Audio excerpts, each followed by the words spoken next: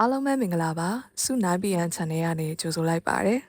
ဒီ channel ကနေဇလန်းအသစ်တွေကိုအမြဲတင်ဆက်ပေးနေမှာဖြစ်လို့ like and subscribe လေးလုပ်ပေးထားကြပါအောင်နော်တင်ဆက်သူကတော့စုဖြစ်ပါတယ်ဒီနေ့တင်ဆက်ပေးမယ်စာအုပ်လေးကတော့နပိုလီယန်ဟေးရဲ့1937 Think and Grow Rich ဆိုတဲ့စာအုပ်လေးပဲဖြစ်ပါတယ်အခန်း1အတွေးများဤစွမ်းအားအတွေးဆိုတာတကယ်တော့ယာဝတ္ထုတစ်ခုပါပဲ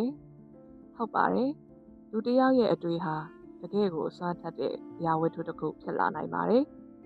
အထူးသဖြင့်အဲ့ဒီအတွေးထဲမှာတိကျတဲ့ရည်မှန်းချက်ဇွဲလုံးလာနဲ့ပြင်းပြတဲ့ဆန္ဒတွေပေါင်းစပ်သွားတဲ့အခါအဲ့ဒီအတွေးကနေတစ်ဆင့်စီးစိမ်ဥစ္စာတွေဒါမှမဟုတ်ရုပ်ဝတ္ထုပစ္စည်းအောင်မြင်မှုတွေအဖြစ်ပြောင်းလဲသွားတတ်ကြပါတယ်လွန်ခဲ့တဲ့နှစ်အနည်းငယ်ကအက်ဒ်ဝင်းစီဗန်ဆိုတဲ့လူငယ်တစ်ယောက်ဟာကြီးမြတ်တဲ့တီထွင်သူကြီးသောမတ်အက်ဒီဆန်နဲ့အတူစီးပွားဘက်လုပ်ကိုင်ခွင့်ရဖို့ဘယ်လောက်ထိအရေးကြီးလဲဆိုတာကိုရှာဖွေတွေ့ရှိခဲ့ပါတယ်။ဘန်စ်ရဲ့အတွေ့ဟာဆန္ဒတစ်ခုတည်းမဟုတ်ခဲ့ပါဘူး။ပြင်းပြတဲ့တောင်းတမှုတစ်ခုဖြစ်ခဲ့တာပါ။သူ့ရဲ့ဒီဆန္ဒပေါ်ပေါက်လာချိန်မှာသူ့မှာအခက်အခဲနှစ်ခုရှိနေခဲ့ပါတယ်။သူကအက်ဒီဆန်ကိုသူကိုယ်တိုင်မသိပါဘူး။အက်ဒီဆန်စီသွားဖို့အတွက်ရထားလက်မှတ်ဖို့တော့သူ့မှာမရှိပါဘူး။ဒီလိုအခက်အခဲတွေကလူအများစုတက်တော့လက်လျှော့လိုက်ဖို့လုံလောက်တဲ့အကြောင်းပြချက်ဖြစ်နေပါလိမ့်မယ်။ဒါပေမဲ့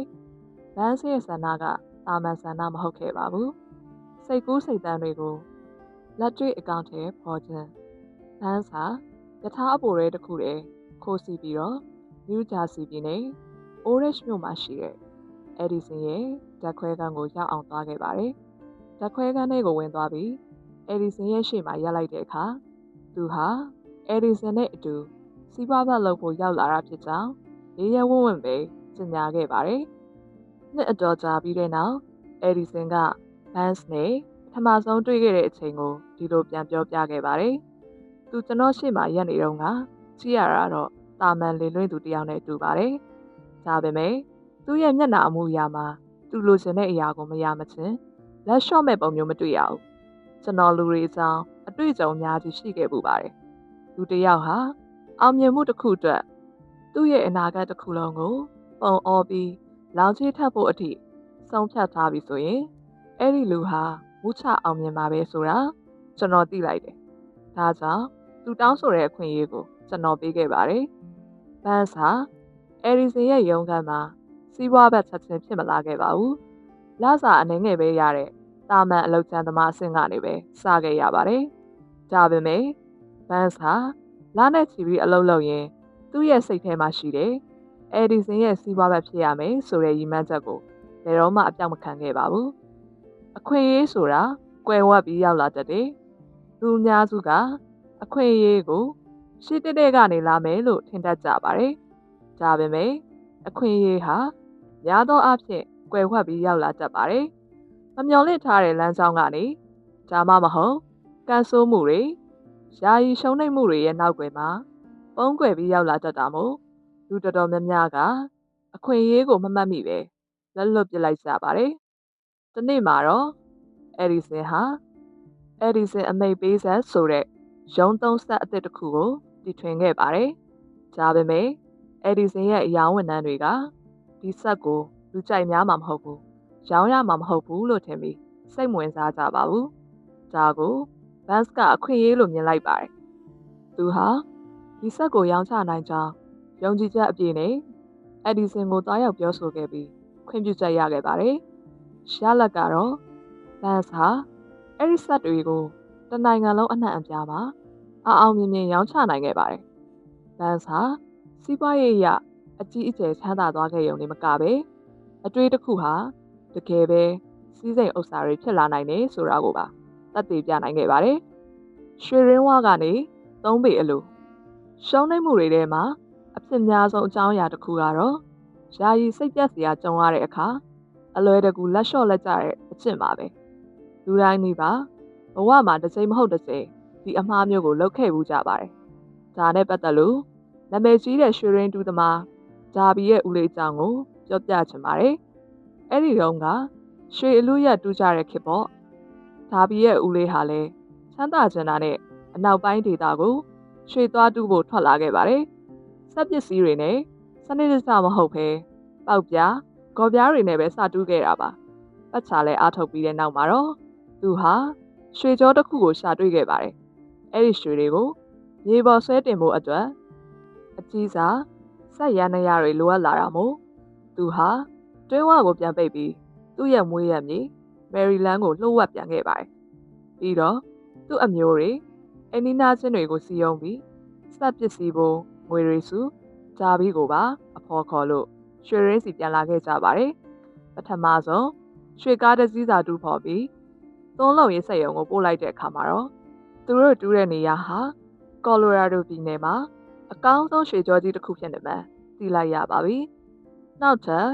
ကားအနေငယ်စားလောက်ထပ်တူးနိုင်ရင်ကိုစိုက်ထုတ်ထားတဲ့အကျွေးတွေအားလုံးခြေယုံနေမကပဲအကြီးအကျယ်ချမ်းသာတော့မှာပါ။စက်တွေကမြေအောက်ကိုတောက်လျှောက်တူးဆင်းသွားပါတယ်။ဒါပေမဲ့သူ့ဦးလေးရဲ့မျော်လင့်ချက်တွေဟာလည်းကောင်းငင်အထိမြင့်တက်နေကြတာပေါ့။ဒါပေမဲ့မမျှော်လင့်ပဲအလှည့်အပြောင်းတစ်ခုဖြစ်သွားပါတယ်။အရှိန်အဟုန်နဲ့တူးနေရင်ကနေရွှေကြောကြီးကရုတ်တရက်ပျောက်ဆုံးသွားခဲ့ပါတယ်။ရွှေကြောကြီးဟာကွယ်ပြောက်သွားခဲ့ပါပြီ။သူတို့ဟာရွှေကြောကိုပြန်ရှာဖို့မြေအောက်ထဲကိုတောက်လျှောက်အသေးအံထပ်တူးကြပေမဲ့ဘာမှပေါ်မလာတော့ပါဘူး။နောက်ဆုံးမှာတော့သူတို့လက်လျှော့လိုက်ကြပါတော့တယ်။သူတို့ဟာစက်ပစ္စည်းအလုံးကိုအမိုက်ကောက်တဲ့လေလံသမားတစ်ယောက်စီဒေါ်လာအနည်းငယ်နဲ့ပဲအပြတ်ရောင်းချလိုက်ပြီးစိတ်ပြက်လက်ပြက်နဲ့ယထာစီကအိမ်ပြန်လာခဲ့ကြပါတယ်။ကျွမ်းကျင်သူကိုတိုင်ပင်ခြင်းရဲ့အစွမ်းအဲ့ဒီအမိုက်ကောက်တဲ့လေလံသမားဟာစက်တွေကိုဝယ်ပြီးတဲ့နောက်မှာတာမန်လူတွေနဲ့မတူပဲအလုပ်တစ်ခုကိုလုပ်ခဲ့ပါတယ်။သူဟာသတ္ထုရင်းဆိုင်ရာအင်ဂျင်နီယာတစ်ယောက်ကိုခေါ်ပြီးတွင်းကိုလာကြည့်ခိုင်းကတွက်ချက်မှုအချို့ပြုလုပ်ခိုင်းခဲ့ပါတယ်။အင်ဂျင်နီယာကစစ်ဆေးပြီးတဲ့နောက်မှာဒါဘီတို့ရဲ့စီမံကိန်းဘာလို့ရှုံးနိုင်သွားလဲဆိုတာကိုတွက်ချက်ပြခဲ့ပါတယ်။ဒါဘီတို့ဟာ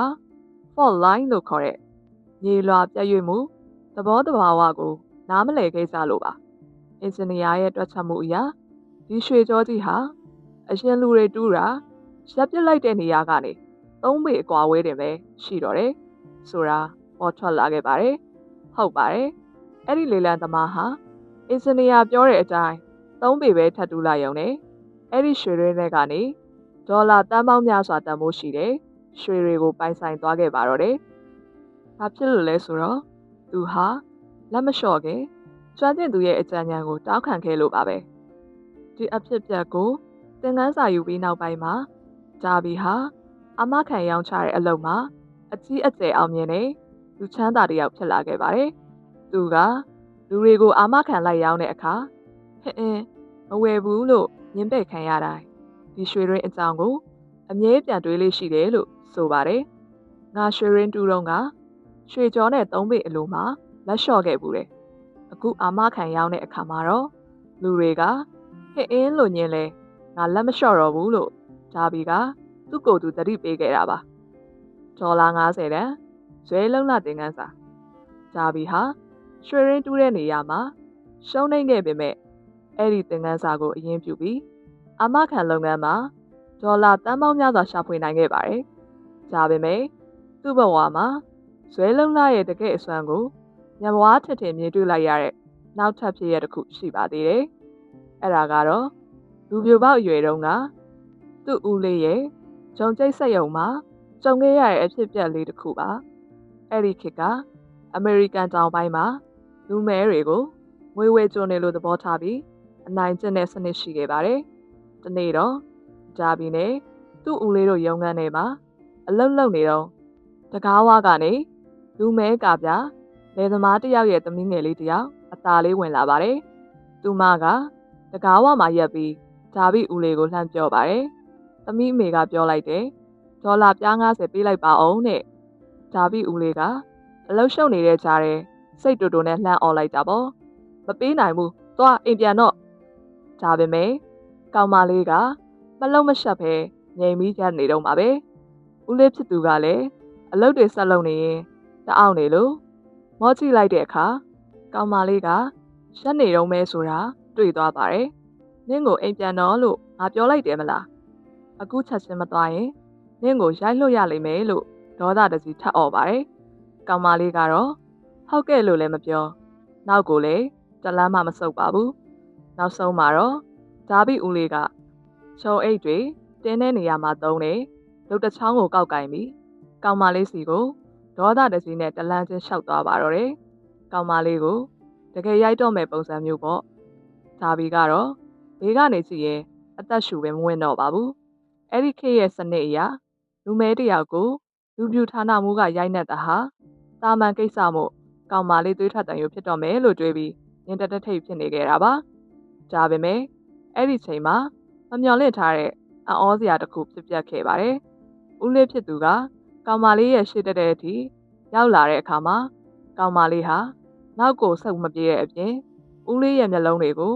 စူးစူးဆိုက်ဆိုက်ပြန်ကြည့်ပြီးအသက်ကုန်အော်ဟစ်လိုက်ပါတော့တယ်။သမီးအမေကအဲ့ဒီဒေါ်လာပြား90ကိုမရရအောင်ယူခဲ့လို့ပြောလိုက်တယ်။အဲ့ဒီအချိန်မှာထူးဆန်းတာကဒါဘီဦးလေးဟာလမ်းလျှောက်နေရကနေရုတ်တရက်ရက်တန့်သွားပါတယ်။သူကင်ထားတဲ့ဒုတ်ကြီးကိုလည်းဖြည်းဖြည်းချင်းအောက်ချလိုက်တယ်။သူဟာကောင်မလေးရဲ့မျက်လုံးတွေကိုအကြာကြီးကြည့်နေရင်းနဲ့ဘာစကားမှဆက်မပြောနိုင်တော့ပဲသူ့ရဲ့အိတ်ကတ်ထဲကိုလက်နှိုက်ပြီးဒေါ်လာပြား90ကိုထုတ်ပေးလိုက်ပါတော့တယ်။ကောင်မလေးကငွေကိုယူပြီးအနောက်ကိုဖြည်းဖြည်းချင်းဆုပ်သွားပါတယ်။ငွေကိုမျက်တောင်မခတ်စတမ်းစိုက်ကြည့်ရင်ရုံးခန်းထဲကနေထွက်သွားခဲ့ပါတယ်။ကောင်မလေးထွက်သွားပြီးတဲ့နောက်မှာဒါဘီဦးလေးဟာကလထိုင်ပေါ်မှာမိန်မောပြီးထိုင်ချလိုက်ရုံနဲ့မကပဲရင်ပေါက်အပြင်ဘက်ကိုကြည့်ပြီး10မိနစ်လောက်အထိအကြံရခတ်စွာငင်းငိုင်သွားခဲ့ပါတယ်။သူခံစားလိုက်ရတဲ့စိတ်သက်ပိုင်းဆိုင်ရာတုံ့လုံးမှုကိုသူကိုယ်တိုင်လည်းနားမလည်နိုင်အောင်ဖြစ်သွားပုံရပါတယ်။စိတ်သက်ရဲ့လှုပ်ဝက်စမ်းကျဲတဲ့စွမ်းအားဘေးကနေညဝါးထစ်ထင်မြင်ခဲ့ရတယ်။ဒါဘီအတွက်လည်းဒါဟာတသက်တာမမေ့နိုင်တဲ့သင်ခန်းစာဖြစ်သွားခဲ့ပါတယ်။လူပြူကြီးရဲ့ဒေါသနဲ့လက်နက်ကိုအနိုင်ယူသွားတယ်။အဲ့ဒီလူမဲမလေးရဲ့စိတ်ထဲကလှုပ်ဝက်စမ်းကျဲတဲ့စွမ်းအားကဘာလဲဆိုတာသူစဉ်းစားလို့မရခဲ့ပါဘူး။နပိုလီယန်ဟေးကဒီစာအုပ်ထဲမှာဘာသာပြန်ဆိုရှင်းပြထားတာကတော့အဲ့ဒီကောင်မလေးဟာသူမရဲ့ပြင်းပြတဲ့ဆန္ဒနဲ့ဇွဲလုံးလာကိုအသိစိတ်ရဲ့နောက်ွယ်ကမသိစိတ်ထဲအထိပို့ဆောင်ပြီးပေါင်းဆက်လိုက်တာဖြစ်ပါတယ်။သူမမှာဆုတ်ခွာဖို့ပလန်ပြီးဆိုတာလုံးဝမရှိပါဘူး။မရရအောင်ယူမယ်ဆိုတဲ့စိတ်တစ်ခုတည်းကစွမ်းအားကြီးတဲ့အရွယ်ရောက်ပြီးသားလူတစ်ယောက်ကိုတုံဆိုင်သွားစေလိုက်အောင်အစွမ်းထက်ခဲ့တာဖြစ်ပါတယ်။ဂျာဘီဟာသူ့ရဲ့အာမခံလုပ်ငန်းခွင်မှာလူတွေကသူ့ကိုညှင်းပယ်ပြီးတကားပိတ်လိုက်တိုင်းအဲ့ဒီရုံခန်းတွေကကောင်မလေးရဲ့မျက်လုံးတွေကိုအမြဲမြင်အောင်ပြီးဇွဲမလျှော့ရန်ရှစ်ဆက်ခဲ့လို့သာအောင်မြင်ခဲ့တာဖြစ်ပါတယ်။အလုပ်ဖြစ်ဖို့စိတ်ကူးတစ်ခုပဲလိုတယ်။ဒီစာအုပ်ထဲမှာဖော်ပြထားတဲ့စီးမြင်တွေကိုသင်လေးလာမှတ်သားနေတဲ့အချိန်မှာအရေးကြီးတဲ့အချက်တစ်ချက်ကိုသတိပြုရပါမယ်။အဲ့ဒါကတော့သင်ဟာချမ်းသာကြွယ်ဝမှုဆိုတဲ့ရလဒ်ကြီးကိုရရှိဖို့အတွက်စာအုပ်ထဲကအချက်အလက်အလုံးကိုအကုန်စင်လိုက်နာနေဖို့မလိုပါဘူး။သင်ဘဝကိုကြောင်းလဲဖြစ်နိုင်မဲ့တဲ့လုပ်ငန်းကိုအောင်မြင်စေမဲ့မှန်ကန်တဲ့စိတ်ကူးစိတ်သန်းတစ်ခုရလိုက်ရုံနဲ့လုံလောက်ပါတယ်။ဒီစာအုပ်ရဲ့ရည်ရွယ်ချက်ကလည်းသင်ကောင်းတဲ့ကိုစိတ်ကူးသစ်တွေရောက်လာအောင်လမ်းဖွင့်ပေးဖို့ပါပဲ။ကျမတို့လူသားတွေရဲ့အကြီးမားဆုံးအားနည်းချက်တစ်ခုကတော့မဖြစ်နိုင်ဘူးဆိုတဲ့စကားလုံးကိုရှင်းနေလို့နေတာပါပဲ။ကျမတို့ဟာဘာကြောင့်အလုံးမဖြစ်နိုင်ကြောင်းဘာကြောင့်မအောင်မြင်နိုင်ကြောင်းပြတဲ့စီးမြင်တွေကိုပဲအလွတ်ရနေတတ်ကြပါတယ်။ဒီစာအုပ်ကိုရေးသားခဲ့ရတဲ့အဓိကအကြောင်းရင်းကတော့အောင်မြင်မှုဆိုတာအောင်မြင်အောင်လုပ်မယ်ဆိုတဲ့စိတ်အခြေခံရှိတဲ့သူတွေစီကိုပဲလာတက်ပြီးရှုံးနိမ့်မှုဆိုတာကတော့ငါတော့ရှုံးနိမ့်တော့မှာပဲဆိုတဲ့စိတ်အခြေခံရှိနေတဲ့သူတွေစီကိုပဲမဖိတ်ခေါ်ပဲရောက်လာတတ်တယ်ဆိုတာကိုပြသခြင်းလို့ဖြစ်ပါတယ်။ကန့်သတ်ချက်ဆိုတာစိတ်ထဲမှာပဲရှိတာပါ။နောက်ထပ်အားနည်းချက်တစ်ခုကတော့ကျမတို့ဟာအရှာရာကိုကိုယ့်ရဲ့ကိုယ်ပိုင်မြင်ကိုယ့်ရဲ့ကိုယ်ပိုင်ယုံကြည်ချက်တွေနဲ့ပဲတိုင်းတာတတ်တာပါပဲဒီစာအုပ်ကိုဖတ်နေတဲ့သူချို့ကငါကတော့နပိုလီယန်ဟေးပြောသလိုစွမ်းအားကြီးရဲ့လှုပ်ဝက်ချက်တွေကိုသုံးပြီးမချမ်းသာနိုင်ပါဘူးဘာလို့လဲဆိုတော့ငါရဲ့စိတ်ကူးကပတ်စံအဖြစ်ပြောင်းမလာနိုင်လို့ပါလို့တွေးကောင်းတွေးမိပါလိမ့်မယ်ဒါဟာမှားပါတယ်တင့်ကိုချမ်းသာစေမှာကပတ်စံမဟုတ်ပါဘူးတင့်ကောင်းတွေကစိတ်ကူးကသာတင့်ကိုချမ်းသာစေမှာပါ ဥပမာတစ်ခုပြောပြပါရစေ။ကဘာကျော်ကဗျာဆရာကြီးဝီလီယံဟန်နီရေးခဲ့တဲ့ကဗျာတစ်ပုဒ်ထဲမှာဒီလိုစာသားပါရှိပါတယ်။ငါဟာငါကက်စမာရဲ့သခင်ပဲ။ငါဟာငါစိတ်ဝိညာဉ်ရဲ့ကပတိန်ပဲ။ဟန်နီကဒီကဗျာကိုရေးခဲ့ပေမယ့်ဒါကြောင့်ကျမတို့ဟာကိုယ့်ကက်စမာရဲ့သခင်ဖြစ်ရတယ်လေဆိုတဲ့အကြောင်းပြချက်ကိုတော့ခြံထားခဲ့ပါတယ်။အမှန်တရားကတော့ကျမတို့ဟာကိုယ့်ရဲ့အတွေ့တွေကိုထိန်ချုပ်နိုင်တဲ့စွမ်းအားရှိလို့ပါပဲ။ကျမတို့ရဲ့အုံနောက်ဟာကိုယ့်စိတ်ထဲမှာအမြဲတမ်းတွေးတောပူပန်နေတဲ့ဒါမှမဟုတ်အမြဲတမ်းအာရုံစိုက်နေတဲ့အဓိကအတွေးလိုက်နေတဲ့တန်လိုက်တစ်ခုလို့ညှို့ယူဖန်ဆတတ်ပါတယ်။အဲ့ဒီတန်လိုက်စွမ်းအားကပဲကျမတို့စိတ်ထဲမှာရှိတဲ့အတွေးတွေကိုလက်တွေ့ဘဝတွေကရုပ်ဝတ္ထုပစ္စည်းတွေလူတွေအခြေအနေတွေအဖြစ်ပြောင်းလဲပေးဖို့ဆွဲဆောင်ခေါ်ယူပေးတာဖြစ်ပါတယ်။ဒါကြောင့်မလို့သင်ဟာစီးစိမ်ဥစ္စာတွေကိုအကြီးအကျယ်လိုချင်နေဆိုရင်အဲ့ဒီလိုချင်စိတ်ဟာသင်စိတ်ကိုလှမ်းမိုးထားတဲ့အထိချမ်းသာလို့စိတ်ဆွဲလန်းမှုဖြစ်လာအောင်အရင်ဆုံးလုပ်ယူရမှာဖြစ်ပါတယ်။အဲ့ဒီလိုစိတ်ထဲမှာအပြည့်အဝဆွဲလန်းသွားတဲ့အခါမှသာလက်တွေ့ဘဝမှာပတ်စံတွေရရှိလာမဲ့လမ်းကြောင်းတွေကိုသင်မြင်လာရပါလိမ့်မယ်။အောင်မြင်မှုရဲ့လိုအပ်ချက်ကိုဘယ်လိုရှာမလဲ။ကျွန်တော်နပိုလီယန်ဟာကမ္ဘာ့ချမ်းသာဆုံးပုဂ္ဂိုလ်ကြီးအင်ဒရူးကာနက်ဂျီရဲ့လမ်းညွှန်မှုနဲ့အတူနှစ်ပေါင်း20ကျော်ကြာအောင်ကမ္ဘာကျော်အောင်မြင်သူတထေးကြီးပေါင်း900ကျော်ကိုအနီးကပ်လေ့လာမေးမြန်းခဲ့ပါတယ်။ဒီလိုလေ့လာပြီးခဲ့တဲ့နောက်ထူးခြားတဲ့အမှန်တရားတစ်ခုကိုကျွန်တော်တွေ့ရှိခဲ့ပါတယ်။အဲ့ဒါကတော့ကြီးကျယ်တဲ့အောင်မြင်မှုအလုံးဟာရိုးရှင်းတဲ့လိုအပ်ချက်တစ်ခုပေါ်မှာပဲအခြေခံထားရဆိုတာပါပဲ။ဒီစာအုပ်ရဲ့အခန်းတိုင်းမှာအဲ့ဒီလိုအပ်ချက်ကိုကျွန်တော်ထည့်သွင်းမြှုပ်နှံထားပါတယ်။ဒါပေမဲ့အဲ့ဒီလိုအပ်ချက်ကိုဒါဟာအောင်မြင်မှုရဲ့လိုအပ်ချက်ပဲဆိုပြီးစလုံးမဲကြီးတွေနဲ့ပဲဓာတ်ရိုက်အမြည်တက်ပြီးရေးပြထားမှာမဟုတ်ပါဘူး။ဘာဖြစ်လို့လဲဆိုတော့အဲ့ဒီလိုအပ်ချက်ဟာမိမိကိုယ်တိုင်ရှာဖွေတွေ့ရှိပြီးနှလုံးသွင်းနိုင်မှသာပို့ပြီးတော့အစွမ်းထက်ပို့ပြီးတော့အတော်ဝင်မှာဖြစ်လို့ပါပဲ။အစင်သင့်ဖြစ်နေတဲ့သူသိကျင်စိတ်ပြင်းပြနေတဲ့သူတွေအတွက်ကတော့စာအုပ်ကိုဖတ်နေရင်ဒါမှမဟုတ်နားထောင်နေရင်လည်းအခန်းတစ်ခန်းမှာဒီလိုအပ်ချက်ကသင်မျက်စိရှိကိုရုတ်တရက်ဝုန်းကနေရောက်ရှိလာပါလိမ့်မယ်။သင်ဟာအစင်သင့်ဖြစ်နေပြီလား။ဒီစာအုပ်ထဲကလိုအပ်ချက်ကိုအသုံးပြုပြီးအောက်ခြေဘဝကနေကဘာကျော်သွားခဲ့ကြတဲ့သူတွေအများကြီးရှိပါတယ်။ဒီထွင်သူကြီးသောမတ်စ်အက်ဒီဆန်ဟာပညာရေးချင်း3တန်းလောက်ပဲရှိခဲ့ပေမယ့်ဒီလိုအပ်ချက်ကိုသုံးပြီးကမ္ဘာအကြီးကျယ်ဆုံးတီထွင်သူဖြစ်လာခဲ့ပါတယ်။ Woolworth ဆိုတဲ့ကုန်တိုက်ပိုင်ရှင်ကြီးဟာတာမန်ဆိုင်ကူကောင်လေးဘဝကနေစတိုးဆိုင်ခွဲပေါင်းထောင်ချီတဲ့တထေးကြီးဖြစ်လာခဲ့ပါတယ်။ဒီလူတွေအားလုံးဟာစီးစိမ်ဥစ္စာတွေကိုရှာဖွေဖို့အတွက်ငွေကြေးအင်အားကနေစခဲ့ကြတာမဟုတ်ပါဘူး။သူတို့ဟာစိတ်ကူးစိတ်တန်းကနေစခဲ့ကြတာပါ။ဒါကြောင့်ဒီစာအုပ်ကိုဆက်ပြီးနားထောင်နေတဲ့အချိန်မှာကိုပြန်မေးကြည့်ပါ။ငါဟာအောင်မြင်ဖို့အတွက်အဆင်သင့်ဖြစ်ပြီလားဆိုတာပါပဲ။အကယ်၍သင်ဟာအဆင်သင့်ဖြစ်နေပြီဆိုရင်တော့ဒီစာအုပ်ရဲ့အခန်းတွေကိုကျော်ဖြတ်သွားတဲ့အခါသင်ဘဝကိုတစ်စစ်ချိုးပြောင်းလဲပြမဲ့အဓိကတော့ချက်ကိုသေချာပေါက်လက်ဝဲပိုင်ဆိုင်ရပါလိမ့်မယ်။အခန်းနဲ့ပြင်ပြသောဆန္ဒစီးစိမ်ဥစ္စာစီတို့ရှောက်လန်းခြင်းဤပထမခြေလမ်းလွန်ခဲ့တဲ့အနှစ်20ကျော်ကအက်ဒဝင်းစီဗန်စ်တယောက်အဒီဆင်ရဲ့ရုံးခန်းရှိရာနယူးဂျာစီကိုယထာပိုတဲ့ခိုးစီပြီးလာခဲ့တော့ကသူဟာတာမန်လေလွင့်သူတယောက်နဲ့လူချင်းတူနေပါလိမ့်မယ်။ဒါပေမဲ့သူ့ရဲ့စိတ်ထဲမှာတော့သူဟာအရင်တစ်ပါးလိုပြင်းပြတဲ့ဆန္ဒကိုစုပ်ကိုင်ထားခဲ့ပါတယ်။သူအဲရီဆန်စီရောက်သွားတဲ့အချိန်မှာသူ့ရဲ့ဟီမန်ချက်ကအဲရီဆန်စီမှာအလုပ်ရဖို့မဟုတ်ပါဘူး။အဲရီဆန်နဲ့စီးပွားဘက်ဖြစ်ဖို့ပါ။ဒီနေရာမှာအဓိကကွာခြားချက်ကိုသတိပြုစေချင်ပါတယ်။ဘတ်စ်ဟာသူ့ရဲ့ဆန္ဒကိုဒါလေးဖြစ်လာရင်ကောင်းမှာပဲဆိုတဲ့တာမန်မျှော်လင့်ချက်အစစ်မှမထားခဲ့ပါဘူး။သူဟာသူ့ရဲ့ဆန္ဒကိုမရရအောင်လုပ်မဲ့ဆွဲလန်းမှုအဆင့်ရအောင်မြင့်တင်ခဲ့တာပါ။သူဟာသူ့ဘဝရဲ့နောက်ဆုံးမဲ့တရားတွေအားလုံးကိုမီးရှို့ဖျက်ဆီးပစ်ခဲ့ပါတယ်။ဘတ်စ်ဟာအဲရီဆန်ရဲ့ရုံးခန်းမှာ9နှစ်တိုင်တာမန်အလုပ်သမားဘဝနဲ့ဖြတ်သန်းခဲ့ရပါတယ်။လူများစုအတွက်တော့9နှစ်ဆိုတာစိတ်ပြက်ပြီးလက်လျှော့ဖို့လုံလောက်တဲ့အချိန်ပါပဲ။ငါဒီမှာအချိန်ကုန်မခံတော့ဘူး။တခြ ခြားလုပ်ပဲသွားရှာတော့မယ်လို့တွေးမိကြမှာပါဒါပေမဲ့ဘန်စ်ကတော့အဲ့ဒီလိုမတွေးခဲ့ပါဘူးသူကသူ့ကိုယ်သူဒီလိုပဲပြောခဲ့ပါတယ်ငါဒီကိုလာတာအဲ့ဒီစင်နဲ့စီးပွားပဲလုပ်ဖို့ငါရည်မှန်းချက်အောင်မြင်ဖို့အတွက်ဘဝတစ်ခုလုံးကိုပုံအောပြီးလောင်စည်းထက်ရမယ်ဆိုရင်တော့ငါအဆုံးထိဆက်သွားမယ်သူ့မှာအစီအစဉ်ပြီးလှမ်းပြီးဆိုတာလုံးဝမရှိခဲ့ပါဘူးဒါကြောင့်ပဲနောက်ဆုံးမှာသူဟာအောင်မြင်သူဖြစ်လာခဲ့တာပါချမ်းသာခြင်းတဲ့သူအောင်မြင်ခြင်းတဲ့သူတိုင်းဟာလေကိုယ့်ရဲ့နောက်ဆုံးမဲ့လန်ပလန်ပီတွေကိုအပြတ်ဖြတ်ပြီးကိုယ့်ရဲ့တရားတွေကိုမိရှုပစ်နိုင်တဲ့စိတ်ဓာတ်မျိုးရှိရပါမယ်အဲ့ဒီလိုစိတ်ဓာတ်မျိုးမရှိသေးရင်ဘာအခက်ခဲပဲကြုံကြုံအလွယ်တကူနောက်ဆုတ်သွားကြမှာအသေးချပါပဲ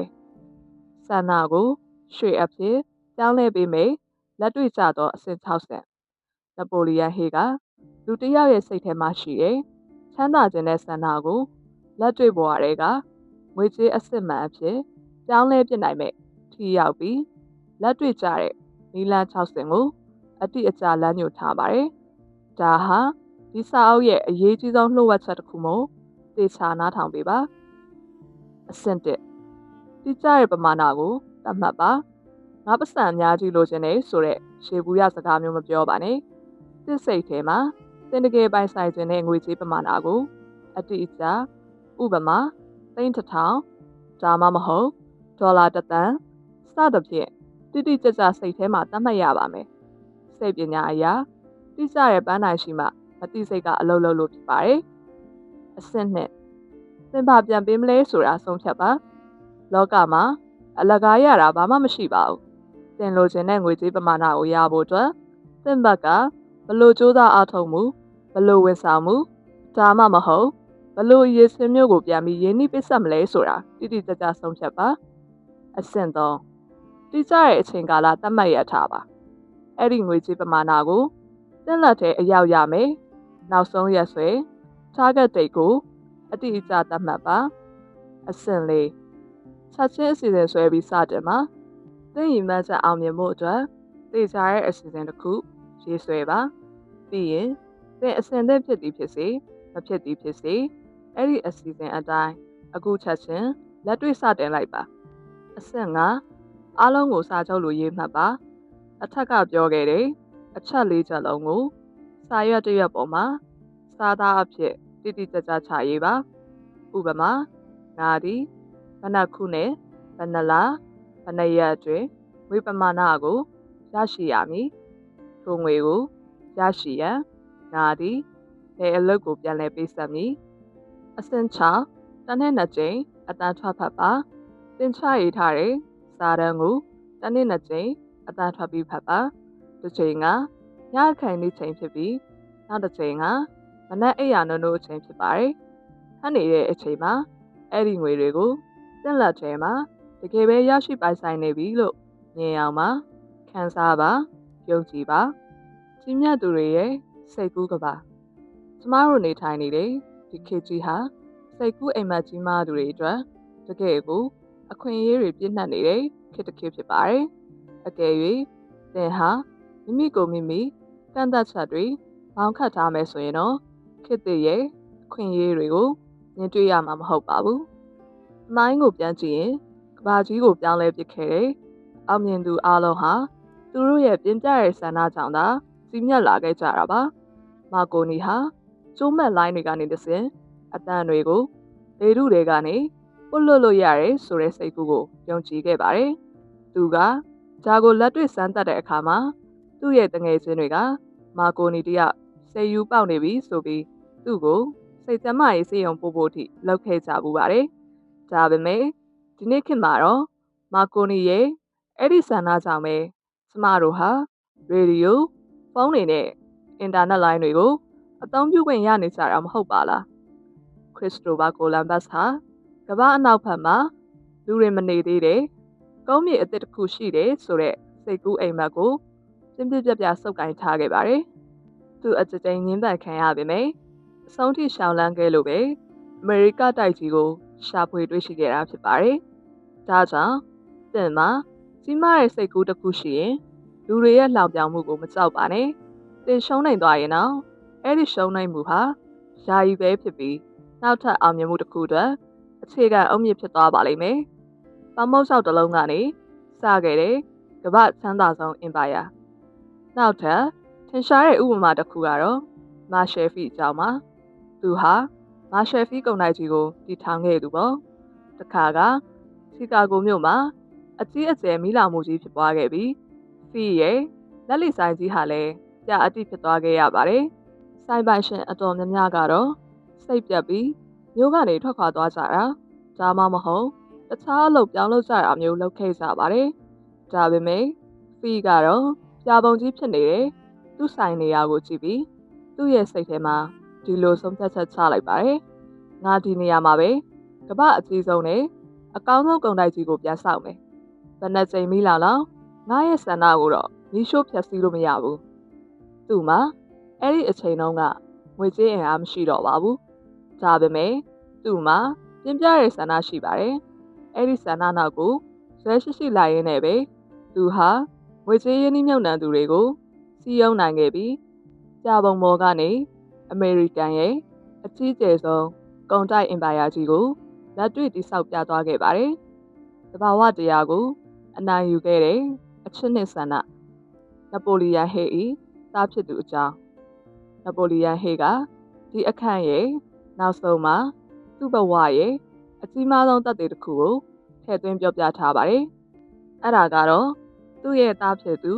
လေယာဟေအကြောင်းပါလေယာဟာဝေးရပါနှရွက်ပေါက်မပါလာပဲလုံးဝနားမကြားရတဲ့စွန့်အားနားမကြားကလေးတစ်ယောက်ဖြစ်လူလောကရဲ့ရောက်လာခဲ့ပါတယ်။ဆရာဝန်တွေအားလုံးကဒီကလေးဟာတစ်သလုံးနားကြရတော့မှမဟုတ်သလိုစကားလည်းပြောနိုင်မှာမဟုတ်ဘူးလို့လက်လျှော့ခဲ့ကြပါတယ်။ဒါပေမဲ့နပိုလီယန်ဟေးကတော့ဆရာဝန်တွေရဲ့စကားကိုလက်မခံခဲ့ပါဘူး။သူ့စိတ်ထဲမှာငါသားဟာနားကြရမယ်စကားပြောနိုင်ရမယ်ဆိုတဲ့ပြင်းပြတဲ့ဆန္ဒတစ်ခုကိုစောက်စစ်သလိုထုစစ်ထားခဲ့ပါတယ်။သူဟာသားဖြစ်သူကြီးပြင်းလာတဲ့အထိနေတိုင်းညတိုင်းကလေးရဲ့မသိစိတ်ထဲကိုရှောက်သွားအောင်စကားတွေကပြောပါတယ်။ကလေးကနားမကျရပေမဲ့အဖေဖြစ်သူရဲ့ဦးခေါင်းကုံကတဆင်တုံခါမှုတွေကိုခံစားရအောင်ကလေးရဲ့နှထင်ကိုအဖေရဲ့နှခမ်းနဲ့ကပ်ပြီးမင်းဟာအောင်မြင်မဲ့သူဖြစ်တယ်မင်းမှာထူးခြားတဲ့စွမ်းအင်ရှိတယ်ဆိုတဲ့အတွေးတွေကိုရှိုက်သွင်းပေးခဲ့ပါတယ်။ကလေးကြီးလာတဲ့အခါမှာအဖေဖြစ်သူရဲ့ပြင်းပြတဲ့ဆန္ဒနဲ့ကလေးရဲ့ကြိုးစားမှုကြောင့်ထူးဆန်းတဲ့အလှည့်ပြောင်းတွေဖြစ်လာခဲ့ပါတယ်။ကလေးဟာတာမန်စွန့်အားနာမကျကြောင်းတွေကိုမတက်ဘဲပုံမှန်ကလေးတွေတက်တဲ့အကြောင်းမှာပဲတက်ပြီးစကားပြောခြင်းနှကမ်းလှုပ်ရှားမှုဖတ်ခြင်းတွေကိုသင်ယူခဲ့ပါတယ်။သူကကောလိပ်ကျောင်းသားဘဝရောက်တဲ့အခါအသစ်ပေါ်လာတဲ့နာချာကရိယာတစ်ခုကိုစမ်းသပ်တက်ဆင်ကြည့်ရကနေမယုံနိုင်စရာကောင်းလောက်အောင်သဘာဝတရားကိုကြော်လို့မိအတန်တွေကိုစတင်ကြားရပါတော့တယ်။ပိုပြီးအံ့ဩဖို့ကောင်းတာကလေယာဟာအဲ့ဒီနာချာကရိယာကုမ္ပဏီကိုသွားရောက်ပြီးစွန့်အားနာမစားသူတွေအတွက်ဘလို့စိတ်ဓာတ်မြင့်တင်ပေးရမလဲဆိုတဲ့အယောင်ပြူဟာတွေကိုကူညီရေးဆွဲပေးခဲ့ပြီးအသက်မွေးဝမ်းကြောင်းလုပ်ငန်းမှာအကြီးအကျယ်အောင်မြင်တဲ့လူချမ်းသာတစ်ယောက်ဖြစ်သွားခဲ့တာပါပဲဆရာဝန်တွေမဖြစ်နိုင်ဘူးလို့ပြောခဲ့တဲ့အရာကိုအဖေနဲ့သားရဲ့ပြင်းပြတဲ့ဆန္ဒကအနိုင်ယူပြသွားခဲ့တာဖြစ်ပါတယ်အခန်း3ရှုံးကြည်မှုစိတ်ကူးစိတ်သန်းများကိုမြင်တွေ့နိုင်သောရလဒ်များအဖြစ်ပြောင်းလဲပေးခြင်းယုံကြည်မှုဆိုတာစိတ်ရဲ့ဓာတုဗေဒပစ္စည်းတစ်ခုပါပဲယုံကြည်မှုဟာအတွေးနဲ့ပေါင်းစပ်သွားတဲ့အခါကျမတို့ရဲ့မသိစိတ်ကအဲ့ဒီအတွေးကိုဆက်ချင်းဖမ်းယူလိုက်ပြီးစัจ java လာရဲ့အတိုင်းအဆမရှိရဲ့အသိဉာဏ်တော်ကြီးစီကိုတည်ဆောင်သွားပါတယ်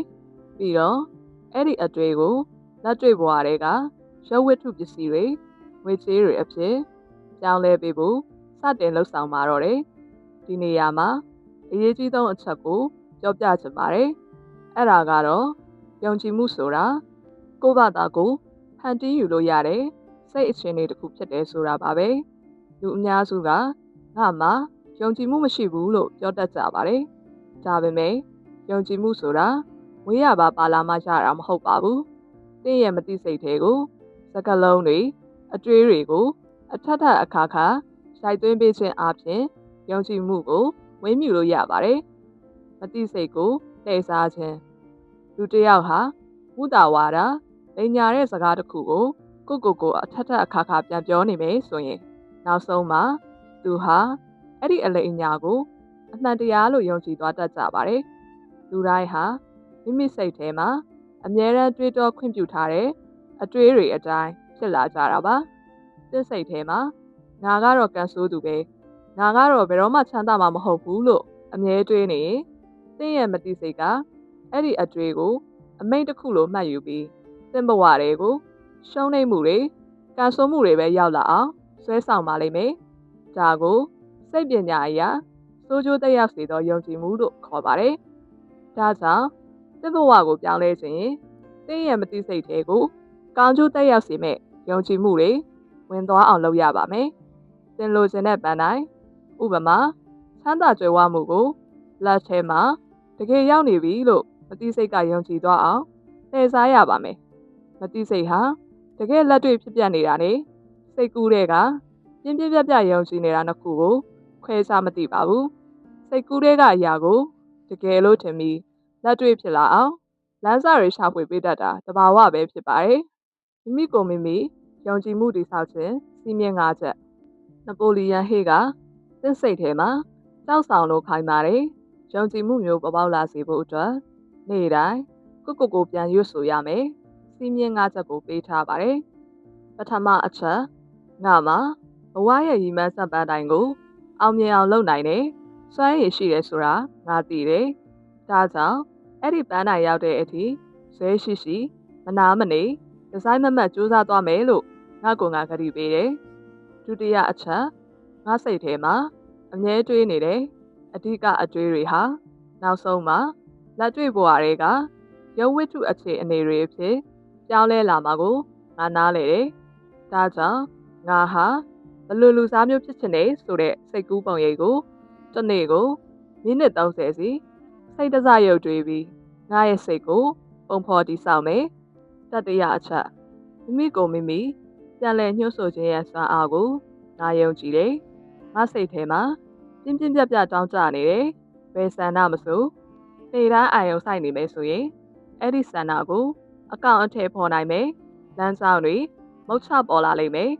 စတုထအချက်ငါဘဝရဲ့တိကျတဲ့ပန်းတိုင်ကိုစာရွက်ပေါ်မှာသေသေးချာချာခြာရေးထားပြီးအဲ့ဒီပန်းတိုင်ကိုရောက်ဖို့အတွက်လိုအပ်တဲ့မိမိကိုမိမိယုံကြည်မှုအပြည့်အဝမရမချင်းငါဟာစူးစမ်းမှုကိုဘယ်တော့မှရပ်တန့်မှာမဟုတ်ဘူးပစ္စမအချက်မတရားတဲ့နီလန်းနဲ့ရလာတယ်ဘယ်စည်းစိမ်ဥစ္စာမဆိုရေရှည်မခံဘူးဆိုတာငါသိတယ်ဒါကြောင့်သူတစ်ပါးကိုထိခိုက်စေမယ်အလုံးမျိုးကိုငါလုံးဝမလုပ်ဘူးငါဟာလူသားအလုံးကိုကူညီရင်လူတွေရဲ့ယုံကြည်မှုကိုရယူရင်းနဲ့ပဲအောင်မြင်မှုကိုတည်ဆောက်မယ်ငါစိတ်ထဲမှာမနာလိုမှုမုန်းတီးမှုအတ္တတွေကိုဖယ်ရှားပြီးချစ်ချင်းမြတ်တာနဲ့ယုံကြည်မှုကိုပဲရှင်သန်စေရမယ်ဒီစည်းမျဉ်း၅ချက်ကတော့ယုံကြည်မှုကိုတည်ဆောက်တဲ့နေရာမှာတော့ချက်ပါပဲဒေါ်လာတန်းချီတန်ဖိုးရှိတဲ့စကားပြောပွဲသမိုင်းတစ်လျှောက်မှာယုံကြည်မှုနဲ့ဆရာအုံနောက်များအဖွဲ့ရဲ့စွမ်းအားကိုပေါင်းစပ်ပြီးကမ္ဘာအကြီးဆုံးစီးပွားရေးအင်ပါယာကြီးတစ်ခုကိုဘယ်လိုတည်ဆောက်ခဲ့လဲဆိုတဲ့သက်သေတစ်ခုရှိပါတယ်အဲ့ဒါကတော့ US Steel ကုမ္ပဏီကြီးပေါ်ပေါက်လာပုံပါပဲ1900ပြည့်နှစ်ဒီဇင်ဘာလ12ရက်ညမှာနယူးယောက်မြို့ကစီးပွားရေးလုပ်ငန်းရှင်ကြီးတွေစုဝေးရာဂုဏ်ပြုညစာစားပွဲတစ်ခုကိုကျင်းပခဲ့ပါတယ်။အဲ့ဒီပွဲမှာလူငယ်တစ်ယောက်ဟာစကားပြောဖို့စင်ပေါ်ကိုတက်လာခဲ့ပါတယ်။သူ့နာမည်ကတော့ Charles Schwab ပါ။အဲ့ဒီညစာစားပွဲမှာကမ္ဘာအချမ်းသာဆုံးဘဏ်လုပ်ငန်းရှင်ကြီး JP Morgan လည်းတက်ရောက်နေခဲ့ပါတယ်။ Schwab ဟာ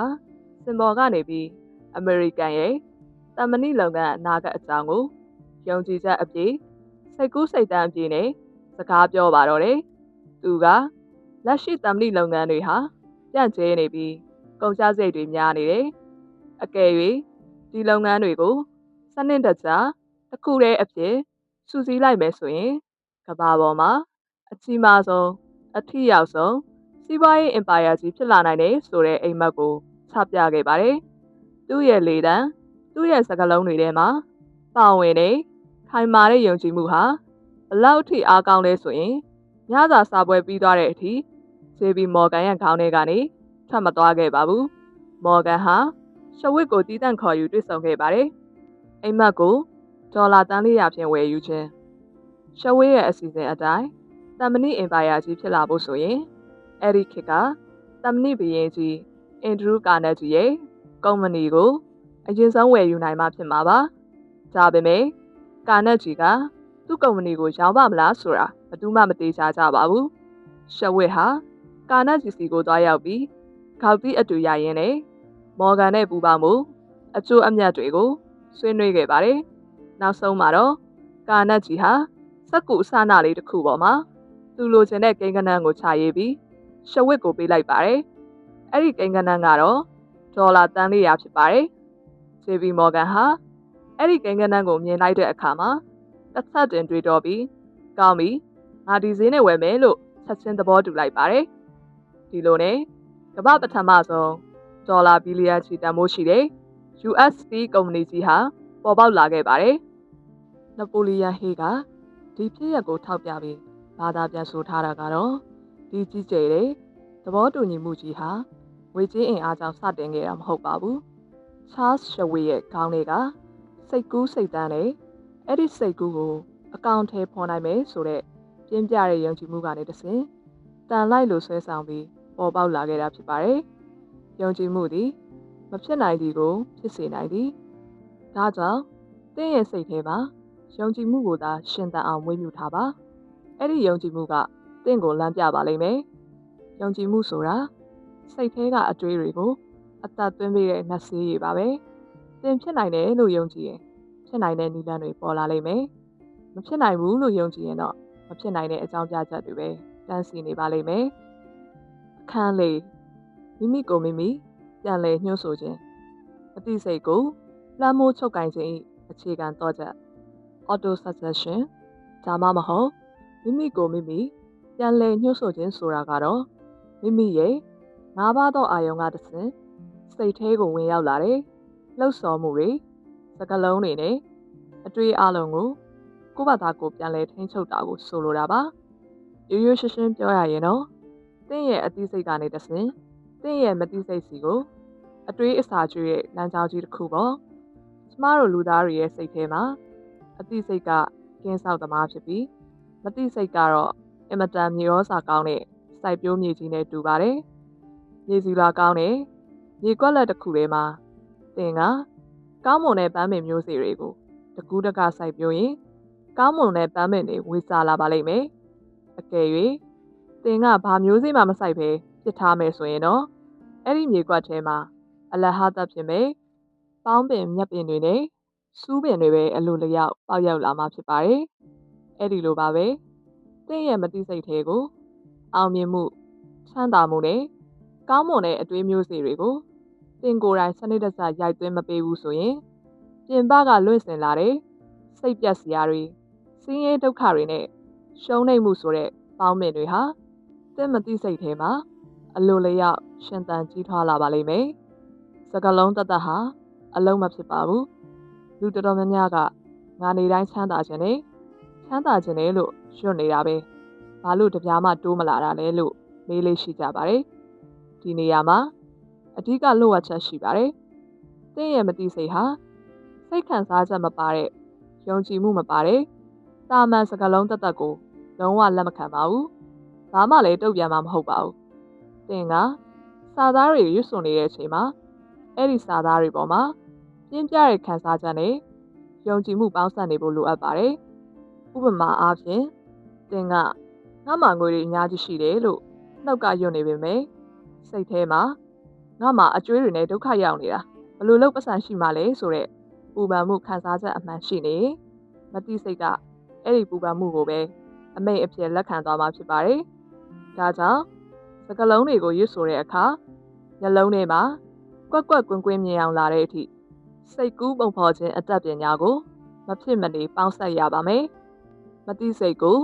အမိတ်ပေးမိလက်တွေ့ကျင့်စဉ်၃ဆင့်ဒီနေရာမှာအခန်းနှစ်တုန်းကပြောခဲ့တဲ့အဆင့်6ဆင့်တွေကအရေးကြီးဆုံးဖြစ်တဲ့တစ်နေ့2ကြိမ်စာသားကိုအတန်ထွက်ဖတ်ခြင်းဆိုတဲ့အဆင့်ကိုဘယ်လိုလက်တွေ့ကျင့်သုံးရမလဲဆိုတာနပိုလီယန်ဟေးက နီလန်30နဲ့ထပ်မံရှင်းပြထားပါတယ်။အဆင့်1တိတ်ဆိတ်တဲ့နေရာကိုရှာပါ။ညအိယာဝင်ကန်သည့်အချိန်ဒါမှမဟုတ်မနက်အိယာနိုးနိုးချင်းအချိန်မှာမျက်စိကိုမှိတ်ပြီးသင်ရဲ့ရည်မှန်းချက်စာသားတွေကိုအတန်ထွက်ပြီးဖတ်ပါ။သင်သတ်မှတ်ထားတဲ့ငွေကြေးပမာဏဒါမှမဟုတ်အောင်မြင်မှုကိုမျက်စိထဲမှာတကယ်မြင်ရမှာဥပမာသင်ပန်းနိုင်ကငွေကြေးဆိုရင်အဲ့ဒီငွေတွေသင်လက်ထဲမှာရောက်နေတာသင်ပန်းအကောင့်ထဲဝင်လာတာကိုတကယ်ရင်ခုန်စိတ်လှုပ်ရှားသွားနဲ့မြင်အောင်ရပါမယ်အဆင့်2သင်ပြန်ပေးဆက်မိအလုပ်ကိုအာရုံစိုက်ပါအဲ့ဒီငွေတွေကိုရဖို့အတွက်သင်ပြန်လည်ပေးဆက်မယ်ဝန်ဆောင်မှုတွေဒါမှမဟုတ်သင်ရဲ့ကုန်ပစ္စည်းကိုလူတွေစီဘလို့အောင်မြင်မြင်ရောင်းချမလဲဆိုတဲ့လှုပ်ဆောင်ချက်ပုံရိပ်တွေကိုစိတ်ထဲမှာအတန်နဲ့တကွကွက်ကွက်ကွင်းကွင်းမြင်အောင်ကြည့်ပါလောကမှာအလကားရတာဘာမှမရှိဘူးဆိုတာမသိစိတ်ကိုတတိပေးပါအဆင့်3စိတ်ကူးကိုယုံကြည်မှုနဲ့ပေါင်းစပ်ပါအရေးကြီးဆုံးကတော့သင်အခုစိတ်ကူးရင်နေတဲ့အရာဟာဖြစ်နိုင်ပါမလားဆိုတဲ့တန်တရားစိတ်ကိုလုံးဝအဝင်မခံပါနဲ့အဲ့ဒီငွေကြေးဟာသင်စီကိုရောက်လာဖို့လမ်းကြောင်းပေါ်မှာရှိနေပြီအချိန်တန်ရင်ရောက်လာတော့မယ်ဆိုတာကိုမတုံမလုံယုံကြည်လိုက်ပါလူတစ်ယောက်ရဲ့အုံနောက်ဟာအိတ်ခန့်ဒီအချိန်နဲ့နိုးကန်ဒီအချိန်တွေမှာအေဖာအုံနောက်လိုင်းအချိန်တွေမှာရှိနေတတ်ပါတယ်အဲ့ဒီအချိန်မှာမတိစိတ်ရဲ့ကာကွယ်ရေးတတိုင်းကပွင့်နေပြီးမတိစိတ်ကတကားအကျယ်ကြီးဖွင့်ထားတဲ့အချိန်ဖြစ်တာကြောင့်အဲ့ဒီအချိန်မှာရိုက်သွင်းလိုက်တဲ့အတွေ့တွေဟာဘဝကိုပြောင်းလဲပြစ်နိုင်လိုက်အောင်အစွမ်းထက်ဆုံးဖြစ်သွားရတာဖြစ်ပါတယ်သင်ဟာသင်ရဲ့မတိစိတ်ကိုကောင်းမွန်တဲ့အတွေ့တွေနဲ့မလွှမ်းမိုးနိုင်ဘူးဆိုရင်သင်ရဲ့မတိစိတ်ကသင်ကိုစင်းရဲတွေးတဲ့ရောက်အောင်ပြန်ပြီးလွှမ်းမိုးချုပ်ကင်သွားပါလိမ့်မယ်ရွေးချယ်မှုကသင်လက်ထဲမှာပဲရှိပါတယ်အခန်း9အထူးပြုပညာရဲ့ပုဂ္ဂိုလ်ရေးအတွေ့အကြုံများနဲ့စိတ်ကူးစိတ်သန်းများလောကမှာပညာရက်လို့ပြောရင်အမျိုးအစား2မျိုးရှိပါတယ်တစ်မျိုးကရေဘူးရပညာရက်ဖြစ်ပြီးနောက်တစ်မျိုးကတော့အထူးပြုပညာရက်ဖြစ်ပါတယ်ကမ္ဘာပေါ်ကတက္ကသိုလ်ကြီးတွေမှာရေဘူးရပညာရက်တွေကိုအများကြီးသင်ကြားပေးနေပါတယ်ဒါပေမဲ့အဲ့ဒီပညာရက်တွေဟာသင်ကိုမချမ်းသာစေနိုင်ပါဘူးဘာဖြစ်လို့လဲဆိုတော့ပညာရက်ဆိုတာသူ့အတိုင်းတတ်ဆိုရင်အလားလာရှိတဲ့စွမ်းအားသာဖြစ်ပြီးအဲ့ဒီပညာကိုတိကျတဲ့စီမံကိန်းတွေနဲ့ချမ်းသာအောင်ဘယ်လိုသုံးရမလဲဆိုတဲ့လက်တွေ့လှုပ်ဆောင်ချက်နဲ့မပေါင်းဆက်မချင်းပတ်စံဖြစ်မလာနိုင်လို့ပါပဲလူတော်တော်များများမှားနေတဲ့အယူဆတစ်ခုကတော့ပညာတတ်ရင်ချမ်းသာမယ်ဆိုတာပါပဲဒါဟာမဟုတ်ပါဘူးပညာရက်တွေကိုပတ်စံရမယ့်လမ်းကြောင်းတွေကိုစနစ်တကျပြန်လဲစုဖွဲ့ပြီးအသုံးမချတတ်ရင်အဲ့ဒီပညာဟာအလဟာတတ်ပါပဲပညာမတတ်ပေမဲ့အသိဉာဏ်အရှိဆုံးတထေးကြီးဟင်နရီဖို့ပထမကမ္ဘာစစ်အတွင်းတုန်းကချီကာဂိုသတင်းစာတစ်စောင်ကမော်တော်ကားဘုရင်ကြီးဟင်နရီဖို့ကိုသူကစာလဲသိမ့်မတတ်ဘူးအသိပညာလည်းမရှိတဲ့အသိဉာဏ်မဲ့သူတယောက်ပဲဆိုပြီးဝေဖန်ရေးသားခဲ့ပါတယ်ဖို့ကအဲ့ဒီသတင်းစာတိုက်ကိုတရားစွဲလိုက်တာပေါ့တရားခွင်ထဲမှာသတင်းစာတိုက်ရဲ့ရှင်းတွေကဟင်နရီဖို့ကိုပညာမတတ်ကြောင်းတက်တည်ပြဖို့အတွက်အထွေထွေဘုဟုတုတမေခွန်းတွေအများကြီးကိုတန်းစီပြီးမေးပါတော့တယ်အမေရိကန်ဒေါ်လာရေးတုန်းကဗြိတိရှစစ်သားဘယ်နှယောက်လာတိုက်လဲစသဖြင့်ပောက်ကရမေခွန်းတွေပေါ့နောက်ဆုံးမှာတော့ဟင်နရီဖို့ကစိတ်မရှိတော့ပဲရှင်းတွေကိုလက်ညှိုးထိုးပြီး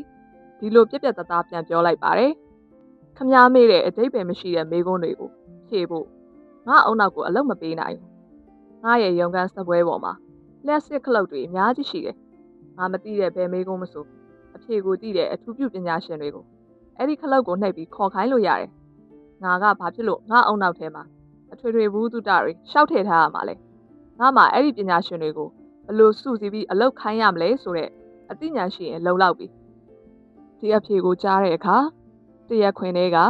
လူတွေအားလုံးငြိမ်ကြသွားပါတယ်ဟင်နရီဖို့ဟာစာအုပ်ကြီးအတိုင်းပညာတွေအလို့မရပါပဲသူဟာတကယ်ပညာရှိဖြစ်တယ်ဆိုတာသက်သေပြလိုက်တာပါပဲဘာဖြစ်လို့လဲဆိုတော့သူဟာပညာရှင်တွေရဲ့အထူးပြုပညာရက်ကိုဘယ်လိုစနစ်တကျသုံးရမလဲဆိုတာသိလို့ပါပဲပညာရက်ကိုဘ လို့ဝယ်ယူမလဲသင်ချမ်းသာခြင်းနဲ့ဆိုရင်သင်မှာအရာရာကိုသိနေတဲ့ပညာတွေရှိဖို့မလိုပါဘူးသင်လိုအပ်တဲ့အထူးပြုပညာရပ်တွေကိုအောက်ပါလမ်းကြောင်းတွေကနေရှာဖွေစုဆောင်းနိုင်ပါတယ်တက်မိမိရဲ့ကိုယ်ပိုင်အတွေ့အကြုံနဲ့ပညာရေးခြင်းနဲ့တခြားသူတွေရဲ့အထူးပြုပညာရပ်3ကောလိပ်တက္ကသိုလ်များနဲ့အွန်လိုင်းသင်တန်းများ4စာကြည့်တိုက်များနဲ့စာအုပ်စာတမ်းများစိတ်ဝင်စားစရာကောင်းတာကဒီနှစ်ခင်မှာလူတွေဟာ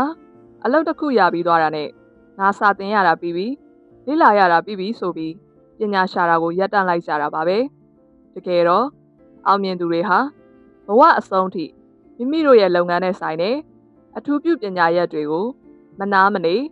ဆက်လက်လေ့လာနေကြသူတွေဖြစ်ပါတယ်ရေဘူးရပညာရပ်တွေကသင်ကိုထမင်းစားရုံပဲအဆင်ပြေစေပါလိမ့်မယ်သင်လုပ်ငန်းရဲ့အထူးပြုပညာရပ်ကသာသင်ကိုအစမတန်ချမ်းသာကြွယ်ဝစေမှာဖြစ်ပါတယ်အခန်း6စိတ်ကူးစိတ်တန်းစိတ်ဤအလုပ်ယုံကြည်စိတ်ကူးစိတ်တန်းဆိုတာတကယ်တော့လူသားတွေရဲ့စိတ်ထဲမှာရှိတဲ့အလုပ်ယုံကြည်တစ်ခုပါပဲအဲ့ဒီအလုပ်ယုံတွေမှာလူတစ်ယောက်ရဲ့ပြင်းပြတဲ့ဆန္ဒတွေစီမံကိန်းတွေနဲ့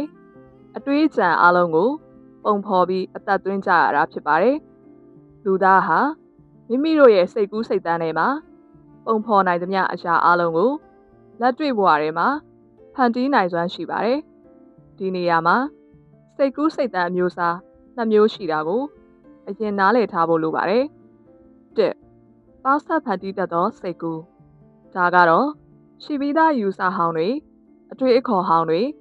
ဒါမှမဟုတ်စီမံကိန်းဟောင်းတွေကိုပုံစံအသစ်ဖြစ်အောင်ပြန်လည်ပေါင်းစပ်ပြီးသုံးတာမျိုးပါ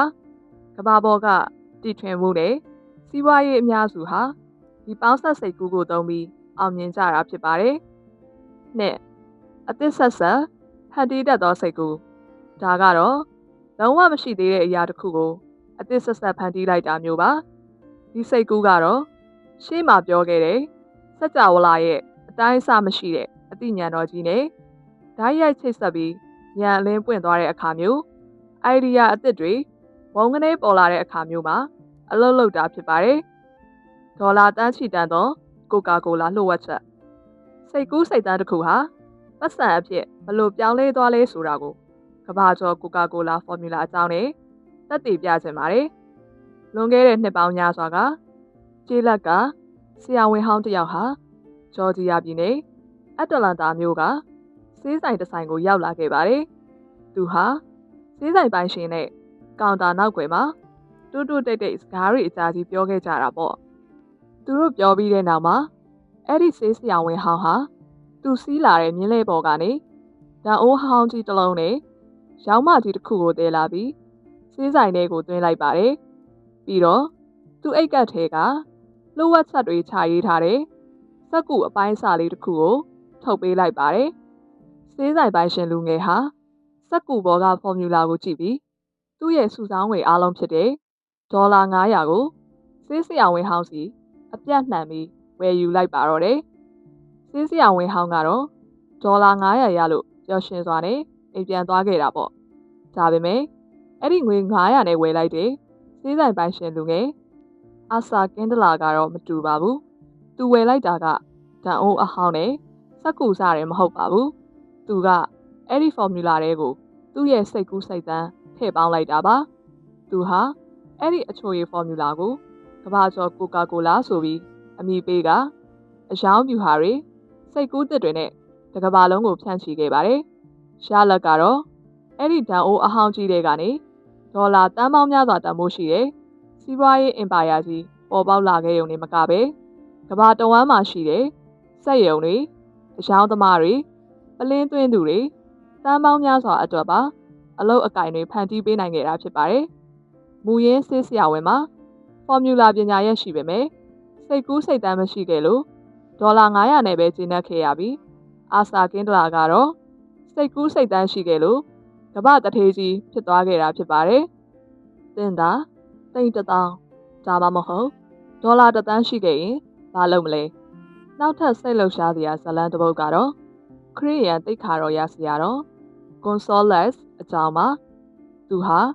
လူငယ်တွေအတွက်လက်တွေ့ကျကျသင်ကြားပေးနိုင်မယ်။ဒီပညာတက္ကသိုလ်တစ်ခုတည်ထောင်ခြင်းနဲ့အိမ်မက်ရှိပါတယ်။ဒါပေမဲ့အဲ့ဒီကျောင်းဆောက်ဖို့အတွက်သူ့မှာဒေါ်လာ1 သန်းလိုအပ်နေပြီးဘလို့မှရှာမရဖြစ်နေခဲ့တာပေါ့။သူဟာနားနဲ့ချီပြီးစဉ်းစားခဲ့ပေမဲ့ပတ်စံကပေါ်မလာပါဘူး။နောက်ဆုံးမှာတော့သူကငါတွေးနေုံနဲ့မပြီးဘူး။ငါရဲ့စိတ်ကူးကိုလက်တွေ့ပြောင်းရမယ်ဆိုပြီးဆုံးဖြတ်ချက်ချလိုက်ပါတယ်။သူကနောက်တစ်နေ့တနင်္ဂနွေနေ့မှာဟောပြောမဲ့တရားကောင်းစဉ်ကိုငါမှသာဒေါ်လာ1 သန်းရှိခဲ့ရင်မလုပ်မလဲဆိုပြီးသတ်မှတ်လိုက်ပါတယ်။သူဟာစင်မော်တက်ပြီးတရားဟောတဲ့အခါစာရွက်စာတမ်းတွေကြည့်မနေတော့ပဲသူ့နှလုံးသားတွေကသူ့ရဲ့စိတ်ကူးတွေကကျောင်းတော်ကြီးအကြောင်းကိုကွက်ကွက်ကွင်းကွင်းနဲ့ယုံကြည်ချက်အပြည့်အတန်ထွက်ဟောကြားပါတော့တယ်။ကလေးတွေဘာတွေသင်ရမယ်ဘလို့အောင်မြင်ရမယ်ဆိုတာကိုနားထောင်သူတွေမျက်စိထဲမြင်လာအောင်အထိဖန်တီးပေးခဲ့တာပါ။တရားဟောလို့လည်းပြီးရောပရိသတ်ထဲကအနောက်ဖက်တန်းမှာထိုင်နေတဲ့လူကြီးတစ်ယောက်ဟာဖြည်းဖြည်းချင်းလမ်းလျှောက်လာပြီးဆင်ရှိကိုရောက်လာပါတယ်။သူ့နာမည်ကတော့ဖိလစ်အာမိုတဲ့သူကဆရာတော်ကိုကြည့်ပြီးဒီလိုပြောလိုက်ပါတယ်။ဆရာတော်ရဲ့စကားကိုကျွန်တော်သဘောကျတယ်။ဆရာတော်မှာအဲ့ဒီပတ်စံရရင်တကယ်လုံးမဲ့စိတ်ကူးစိတ်တန်းရှိတယ်ဆိုတာကျွန်တော်ယုံကြည်တယ်။ဒါကြောင့်ဆရာတော်အိမ်မက်မက်တဲ့ဒီပညာကျောင်းကြီးကိုစောက်ဖို့အတွက်ဒေါ်လာ1 သန်းကိုကျွန်တော်လှူဒန်းပါမယ်။နောက်နေ့မနက်ကျွန်တော်ရုံးခန်းကိုလာခဲ့ပါ။ဒီလိုနဲ့အမေရိကန်မှာနာမည်ကြီးတဲ့အာမိုနီးပညာတက္ကသိုလ်ကြီးဟာပေါ်ပေါက်လာခဲ့ပါတယ်။အလုပ်ဖြစ်သွားတာဟာဆရာတော်ရဲ့ခေါင်းထဲကတိကျတဲ့စိတ်ကူးစိတ်တန်းတစ်ခုကြောင့်ပဲဖြစ်ပါတယ်။ အိုင်ဒီယာဆိုတာတမိုးမဖြတ်နိုင်တဲ့အရာတွေပါ။သင်မှာတိကျတဲ့စိတ်ကူးစိတ်တန်းနဲ့ပေါင်းစပ်ထားတဲ့အိုင်ဒီယာတစ်ခုရှိပြီဆိုရင်အဲ့ဒီအိုင်ဒီယာကသင်စီကိုငွေကြေးတွေအလိုလျောက်ဆွဲခေါ်လာပေးပါလိမ့်မယ်။အခန်းခွန်စနစ်တကျစီမံကိန်းချခြင်းဆန္ဒကိုလှုပ်ဆောင်ချက်အဖြစ်ပြောင်းလဲခြင်းသင်ဟာရှေ့ကအခန်းတွေမှာပြောခဲ့တဲ့အတိုင်းပြင်းပြတဲ့ဆန္ဒရှိပြီးယုံကြည်မှုရှိပြီးစိတ်ကူးစိတ်တန်းတွေလည်းပုံဖော်ပြီးပြီဆိုရင်အဲ့ဒီအရာတွေကိုလက်တွေ့ဘဝတွေကရုပ်ဝတ္ထုပစ္စည်းတွေငွေကြေးတွေဖြစ်ပြောင်းလဲပစ်ဖို့အတွက်စနစ်တကျစီမံကိန်းချခြင်းဆိုတဲ့လမ်းညွှန်မြေပုံတစ်ခုမဖြစ်မနေလိုအပ်လာပါပြီ။လောကမှာဘယ်အရာမဆိုစီမံကိန်းမရှိဘဲစွတ်တိုးလုံရင်ရှုံးနိမ့်မှုရာခိုင်နှုန်းအလွန်များပါတယ်။ဒါကြောင့်သင်ရဲ့အိမ်မက်တွေကိုလက်တွေ့အကောင့်ထဲပေါ်ဖို့အတွက်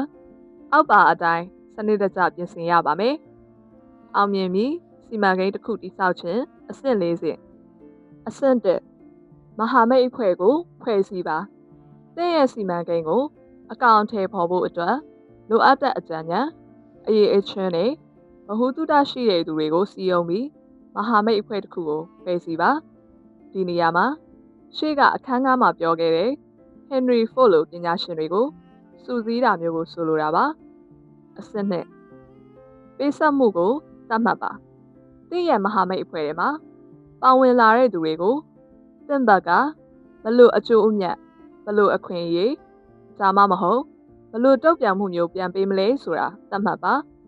လောကမှာဘယ်သူမှအကျိုးမြတ်မရှိပဲအလကားအလုပ်လုပ်ပေးမှာမဟုတ်ပါဘူးအဆင့်3ပုံမှန်တွေ့ဆုံဆွေးနွေးပါသင်ရဲ့မဟာမိတ်အဖွဲ့ဝင်တွေနဲ့အနည်းဆုံးတစ်ပတ်ကို2ကြိမ်ဖြစ်နိုင်ရင်နေ့တိုင်းတွေ့ဆုံပြီးသင်ရဲ့စီမံကိန်းတွေအောင်မြင်တဲ့အထိတိုင်ပင်ဆွေးနွေးမှုတွေပြုပြင်ပြောင်းလဲမှုတွေကိုအမြဲလှုပ်ဆောင်ပါအဆင့်4စီလုံးညီညွတ်မှုကိုထိန်းသိမ်းပါသင်နဲ့သင်အဖွဲ့ဝင်တွေကြားမှာလုံးဝဥမကွဲတိုက်မပြတ်တဲ့စီလုံးမှုရှိနေဖို့လိုအပ်ပါတယ်အချင်းချင်းစိတ်ဝမ်းကွဲတာမနာလိုဖြစ်တာတွေကြုံလာရရင်အဲ့ဒီစီမံကိန်းဟာချက်ချင်းပျက်စီးသွားတတ်ပါတယ်ရှားရီရှုံးနိမ့်မှုဆိုတာအောင်မြင်မှုရဲ့လမ်းစာပြမြေပုံအကယ်၍သင်ပထမဆုံးချမှတ်လိုက်တဲ့စီမံကိန်းဟာလက်တွေ့လုပ်တဲ့အခါရှုံးနိမ့်သွားခဲ့ရင်မလုပ်မလဲလူအများစုကတော့စီမံကိန်းတစ်ခုရှုံးသွားတာနဲ့ငါတော့မဖြစ်နိုင်တော့ဘူးဆိုပြီးလမ်းလျှော့လိုက်ကြပါတယ်ဒါဟာအကြီးမားဆုံးအမှားပါပဲရှားရီရှုံးနိမ့်ခြင်းဆိုတာသင်ရဲ့စီမံကိန်းမှာတဏှာရာမှားယွင်းနေပြီလို့သဘာဝတရားကသင်ကိုလမ်းစာပြပေးတာဖြစ်ပါတယ်ရှုံးနေသူဟာဘယ်တော့မှအရှုံးမပေးပါဘူးအရှုံးပေးတဲ့သူဟာလည်းဘယ်တော့မှမအောင်မြင်ပါဘူးသောမတ်အက်ဒီဆင်ဟာလျှက်စစ်မီးသီးကိုတီထွင်ဖို့အတွက်စီမံကိန်းပေါင်း 1000ကျော်ရှုံးနေခဲ့ဘူးပါတယ်။သူဟာစီမံကိန်းတစ်ခုရှုံးသွားတိုင်းအဲ့ဒီအမှားကိုပြင်ဆင်ပြီးနောက်ထပ်စီမံကိန်းအသစ်တစ်ခုနဲ့ထပ်ခါစူးစမ်းခဲ့လို့သာနောက်ဆုံးမှာကဘာကြီးကိုလင်းထိန်စေမဲ့မိတီကိုတီထွင်နိုင်ခဲ့တာဖြစ်ပါတယ်။ခေါင်းဆောင်ကောင်းတစ်ယောက်ရဲ့ရေးချင်းဆက်တစ်ချက်နပိုလီယန်ဟေးကတင်းရဲ့စီမံကိန်းတွေကိုဦးဆောင်မယ်။ခေါင်းဆောင်ကောင်းတစ်ယောက်မှရှိရမယ့်အရေးအချင်းတွေကိုလည်းထည့်သွင်းပြောပြထားပါတယ်။နံပါတ်1မတုံမလုံးရဲရင်ချင်းမိမိကိုမိမိယုံကြည်မှုနဲ့လုပ်ငန်းအပေါ်ကျွမ်းကျင်မှုကနေလာတဲ့ရဲရင်ချင်းရှိရမယ်။နံပါတ်2မိမိကိုမိမိထိန်းချုပ်နိုင်ခြင်းကိုမထိန်းချုပ်နိုင်တဲ့သူဟာသူတစ်ပါးကိုမဦးဆောင်နိုင်ပါဘူး။နံပါတ်3တရားမျှတစိတ်ရှိခြင်းအဖွဲ့ဝင်တွေပေါ်မျှတမှုမရှိရင်ရေရှည်ခေါင်းဆောင်မလုပ်နိုင်ပါဘူး။နံပါတ်4ပြတ်သားသောဆုံးဖြတ်ချက်မပြတ်သားပဲဝေဝါးနေတဲ့ခေါင်းဆောင်တော်ကိုဘယ်သူမှမလိုက်ချင်ကြပါဘူး။နံပါတ်5တိကျသောစီမံကိန်းခံမှန်းခြင်းနဲ့မလုပ်ဘဲတိကျတဲ့လမ်းညွှန်မြေပုံနဲ့အလုပ်လုပ်ရမယ်။နံပါတ်6ရထိုက်တာထက်ပိုလုပ်ပေးခြင်း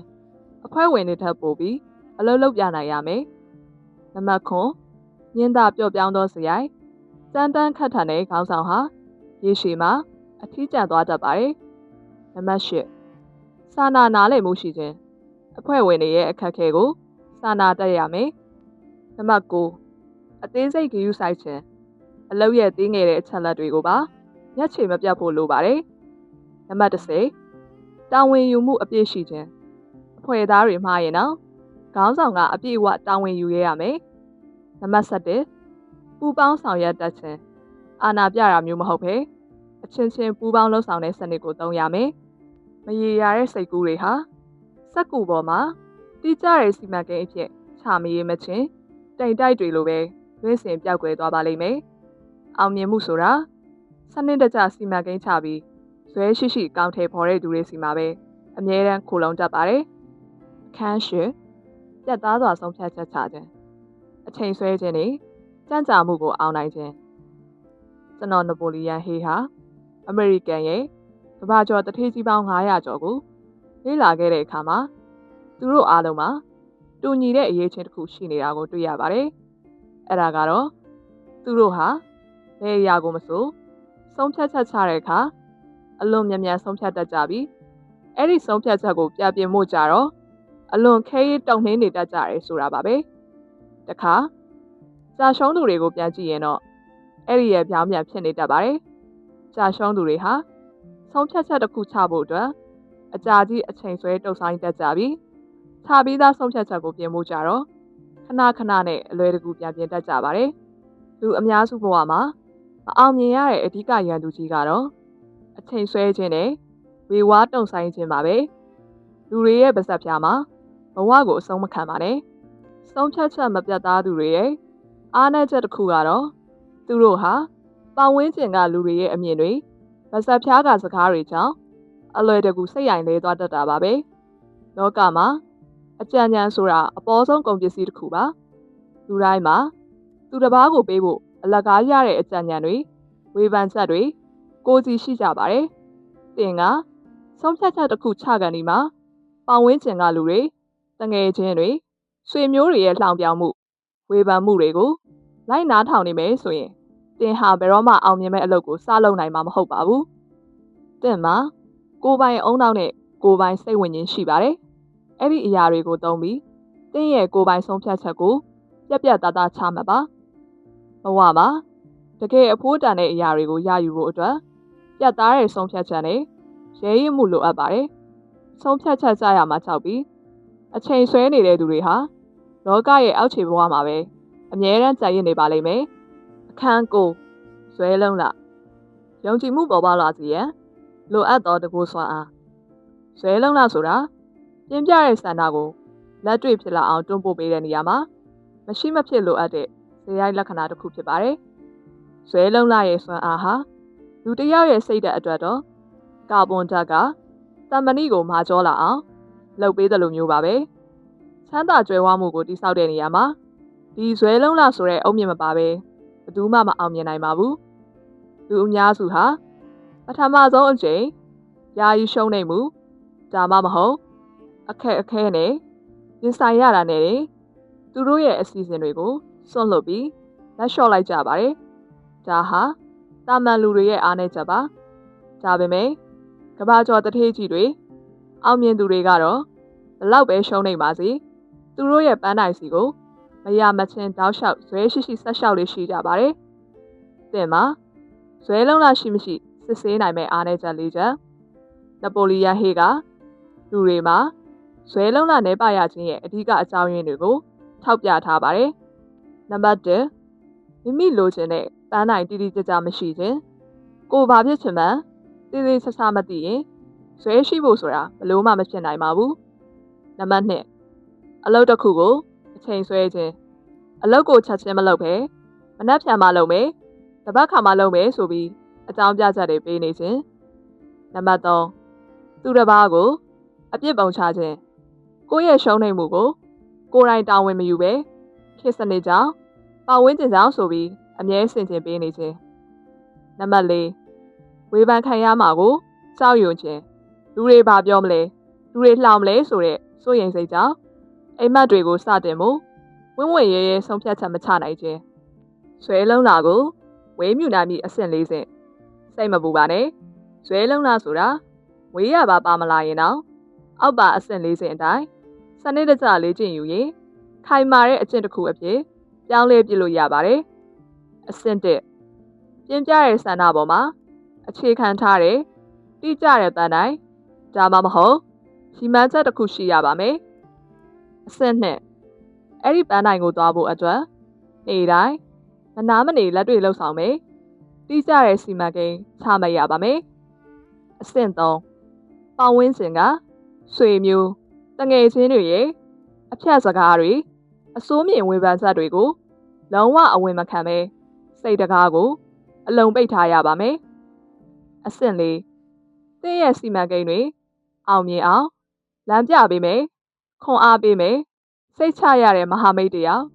ဒါမှမဟုတ်အဖွဲ့အစည်းနဲ့ခိုင်မြဲစွာပူးပေါင်းထားရပါမယ်အမှောင်ဆုံးညရဲ့နောက်ွယ်ကအောင်မြင်မှုအလင်းလောကမှာထူးဆန်းတဲ့နေရာမှာတစ်ခုရှိပါတယ်အဲ့ဒါကတော့လူတစ်ယောက်ဟာအခက်အခဲတွေရှုံးနိမ့်မှုတွေနဲ့အကြိမ်ကြိမ်ရင်ဆိုင်နေရပြီးအဲ့ဒီအခြေအနေကိုဇွဲမလျှော့ပဲတောက်ခံဖြတ်ကျော်လိုက်တဲ့အခါတစ်ဖက်မှာနမ်းမျက်စိလှုပ်ဝက်ချက်လိုမျိုးထူးခြားတဲ့အလှည့်ပြောင်းတစ်ခုပေါ်လာတတ်တာပါပဲအဲ့ဒီအလှည့်ပြောင်းကတင်းရဲ့ရှုံးနိမ့်မှုအလုံးကို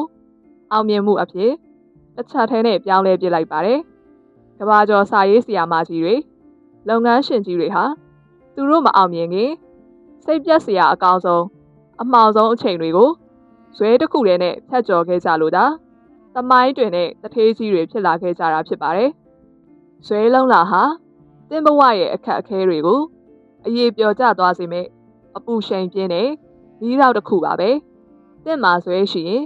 လောကကြီးကတင့်ကိုနောက်ဆုံးမှာဒူးထောက်ရှုံးပေးပြီးတင်လိုချင်တဲ့ဆုလက်တွေကိုလိုက်ရောက်အနှင်းပါလိမ့်မယ်အခန်း30ဆရာအုံနောက်များဤစွမ်းအားတွန်းအားပေးသည့်အင်အားစုချမ်းသာကြွယ်ဝမှုကိုတိဆောက်တဲ့နေရာမှာဖြစ်ဖြစ်ဘယ်စီမံကိန်းကိုမဆိုအကောင့်ထဲပေါ်တဲ့နေရာမှာဖြစ်ဖြစ်တင်မှာအင်အားစွမ်းပကားလိုအပ်ပါတယ်အင်အားမရှိဘဲနဲ့တင်းရဲ့စီမံကိန်းတွေကိုလက်တွေ့ဖြစ်လာအောင်တွန်းပို့လို့မရသလိုရလာတဲ့စီးစိမ်ဥစ္စာတွေကိုလည်းရေရှည်ထိန်းထားနိုင်မှာမဟုတ်ပါဘူးအဲ့ဒီအောင်မြင်မှုအတွက်လိုအပ်တဲ့အင်အားစွမ်းပကားကြီးကိုဘယ်ကနေရမလဲဆိုရင်ဆရာအုံနောက်များအဖွဲ့အစည်းကနေရရှိတာဖြစ်ပါတယ်နပိုလီယန်ဟေးကမာစတာမိုင်းကိုဒီလိုအတိတ်ပဲဖွင့်ဆိုထားပါတယ်တူညီတယ်တိကျတယ်ပန်းနိုင်တစ်ခုအောင်မြင်မှုအတွက်လူနှစ်ဦးသို့မဟုတ်နှစ်ဦးထပ်ပိုတဲ့သူတွေကအပြန်အလှန်စာနားလည်မှုစီးလုံးညီညွတ်မှုအပြည့်နဲ့မိမိတို့ရဲ့အသိပညာစူးစမ်းမှုတွေကိုပေါင်းစပ်လိုက်ခြင်းစိတ်ဝိညာဉ်ဤစမ်းကြဲသောဓာတုဗေဒဒီမာစတာမိုင်းအဖွဲ့ရဲ့နောက်ွယ်မှာထူးဆန်းတဲ့စိတ်ပညာနဲ့စိတ်ဝိညာဉ်ဆိုင်ရာနေရာမှာတစ်ခုရှိပါတယ်အဲ့ဒါကတော့လူနှစ်ယောက်ရဲ့အုံနောက်နဲ့စိတ်ဓာတ်ဟာလုံးဝစီလုံးညီညွတ်စွာပေါင်းစပ်သွားတဲ့အခါအဲ့ဒီနေရာမှာတတရမြောက်မမြင်နိုင်တဲ့ မဟာအုံနောက်ကြီးတစ်ခုအလိုလျောက်ပေါ်ပေါက်လာတတ်တာပါပဲဒါကိုနားလွယ်လေအောင်လျှက်စစ်တခဲတွေနဲ့ဥပမာပေးခြင်းပါတယ်တခဲတစ်လုံးထဲမှာရှိတဲ့လျှက်စစ်စွမ်းအားဟာအတိုင်းအတာတစ်ခုထိပဲအလုံးလုံးနိုင်ပါတယ်ဒါပေမဲ့အဲ့ဒီတခဲတွေကိုစနစ်တကျဝါယာကြိုးတွေနဲ့ပေါင်းစပ်လိုက်တဲ့အခါမှာတော့အဲ့ဒီတခဲအရေးအတွက်ထက်အစမတန်ပုံမပြင်းအားကောင်းတဲ့လျှက်စစ်စွမ်းအင်ကြီးထွက်ပေါ်လာပါတယ်ဒီလိုပါပဲ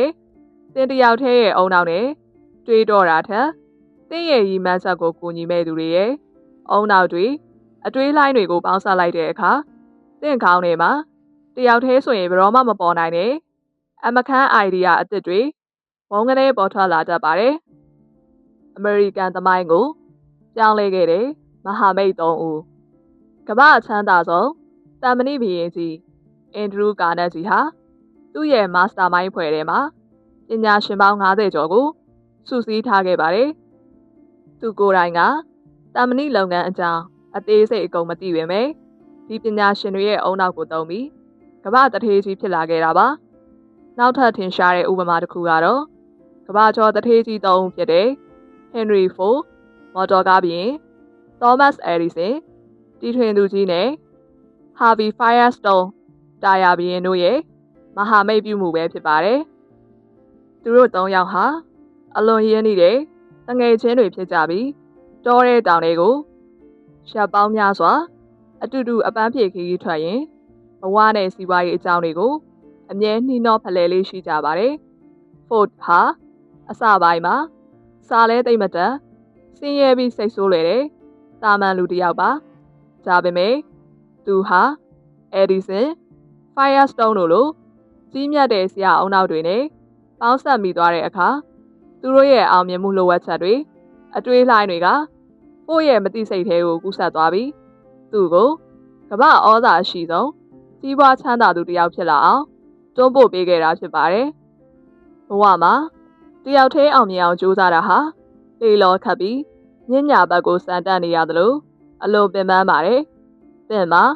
စီးလုံးညီညွတ်တဲ့မာစတာမိုင်းဖွဲ့ရှိပြီဆိုရင်တော့သင်ရဲ့အိမ်မက်တွေစီကိုရေးစီးကြောင်းအတိုင်းအရှိန်အဟုန်နဲ့မြန်ဆန်ဆန်ရောက်ရှိသွားမှာဖြစ်ပါတယ်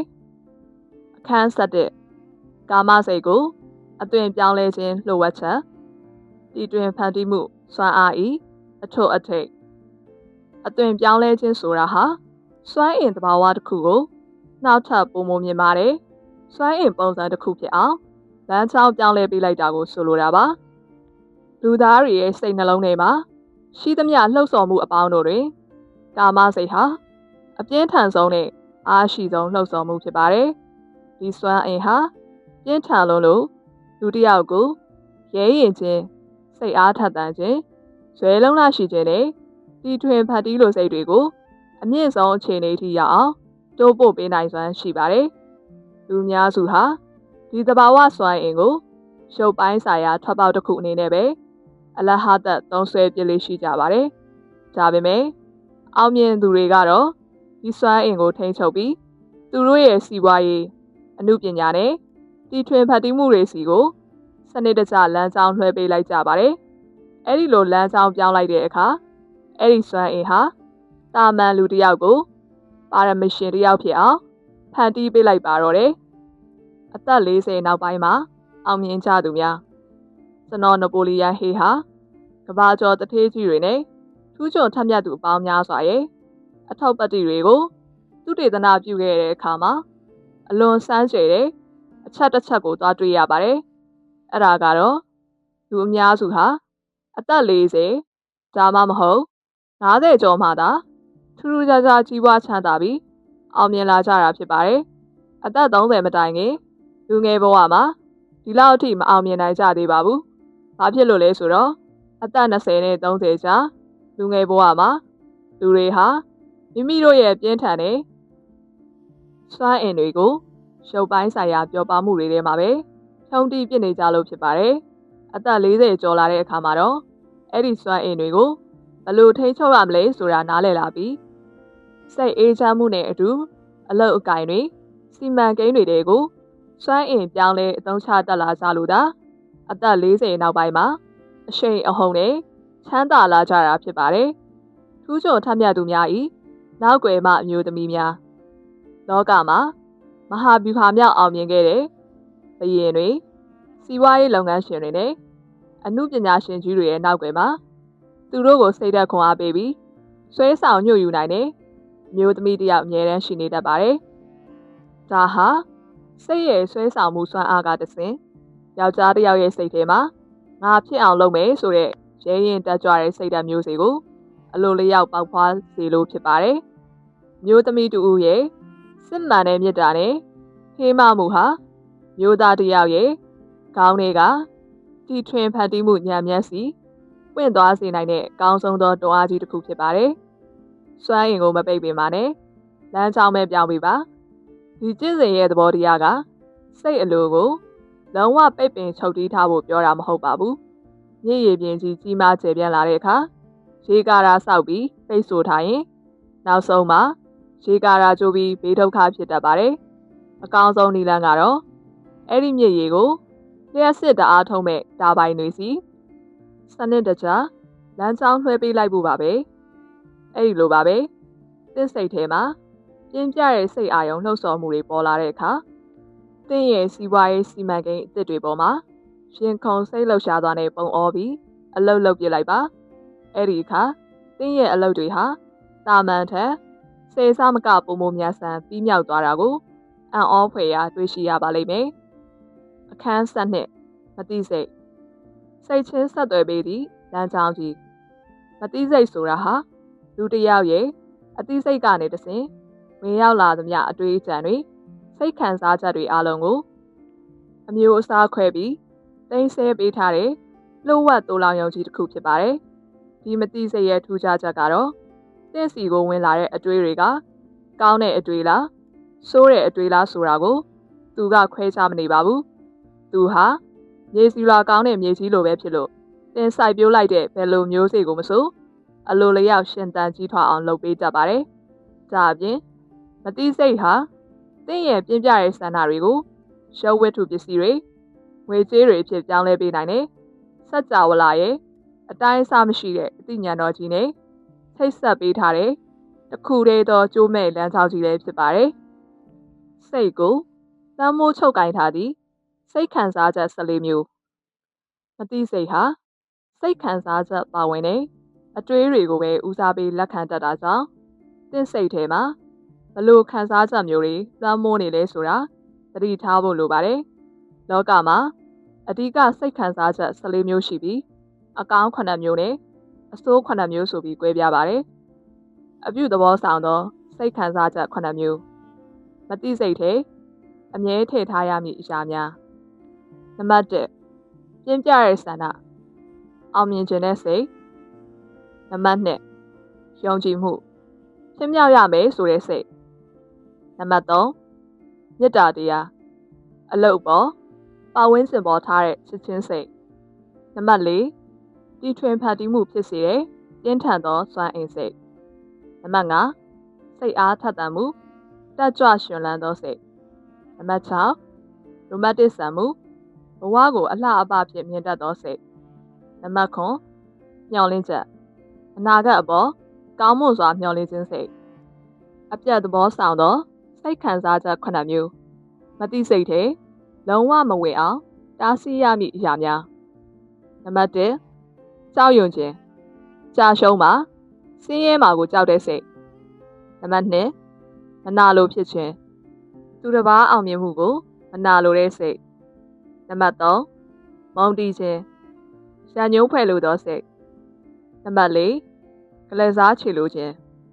တုံ့ပြန်ပုတ်ခတ်လိုသောစိတ်နံပါတ်5လောဘဇောတိုက်ခြင်းမတရားလိုခြင်းတတ်မှတ်သောစိတ်နံပါတ်6အယူတီးခြင်းအကြောင်းမဲ့စိုးရိမ်တုန်လှုပ်ခြင်းစိတ်နံပါတ်9ဒေါသထွက်ခြင်းစိတ်မထိန်နိုင်ပဲပောက်ကွဲသောစိတ်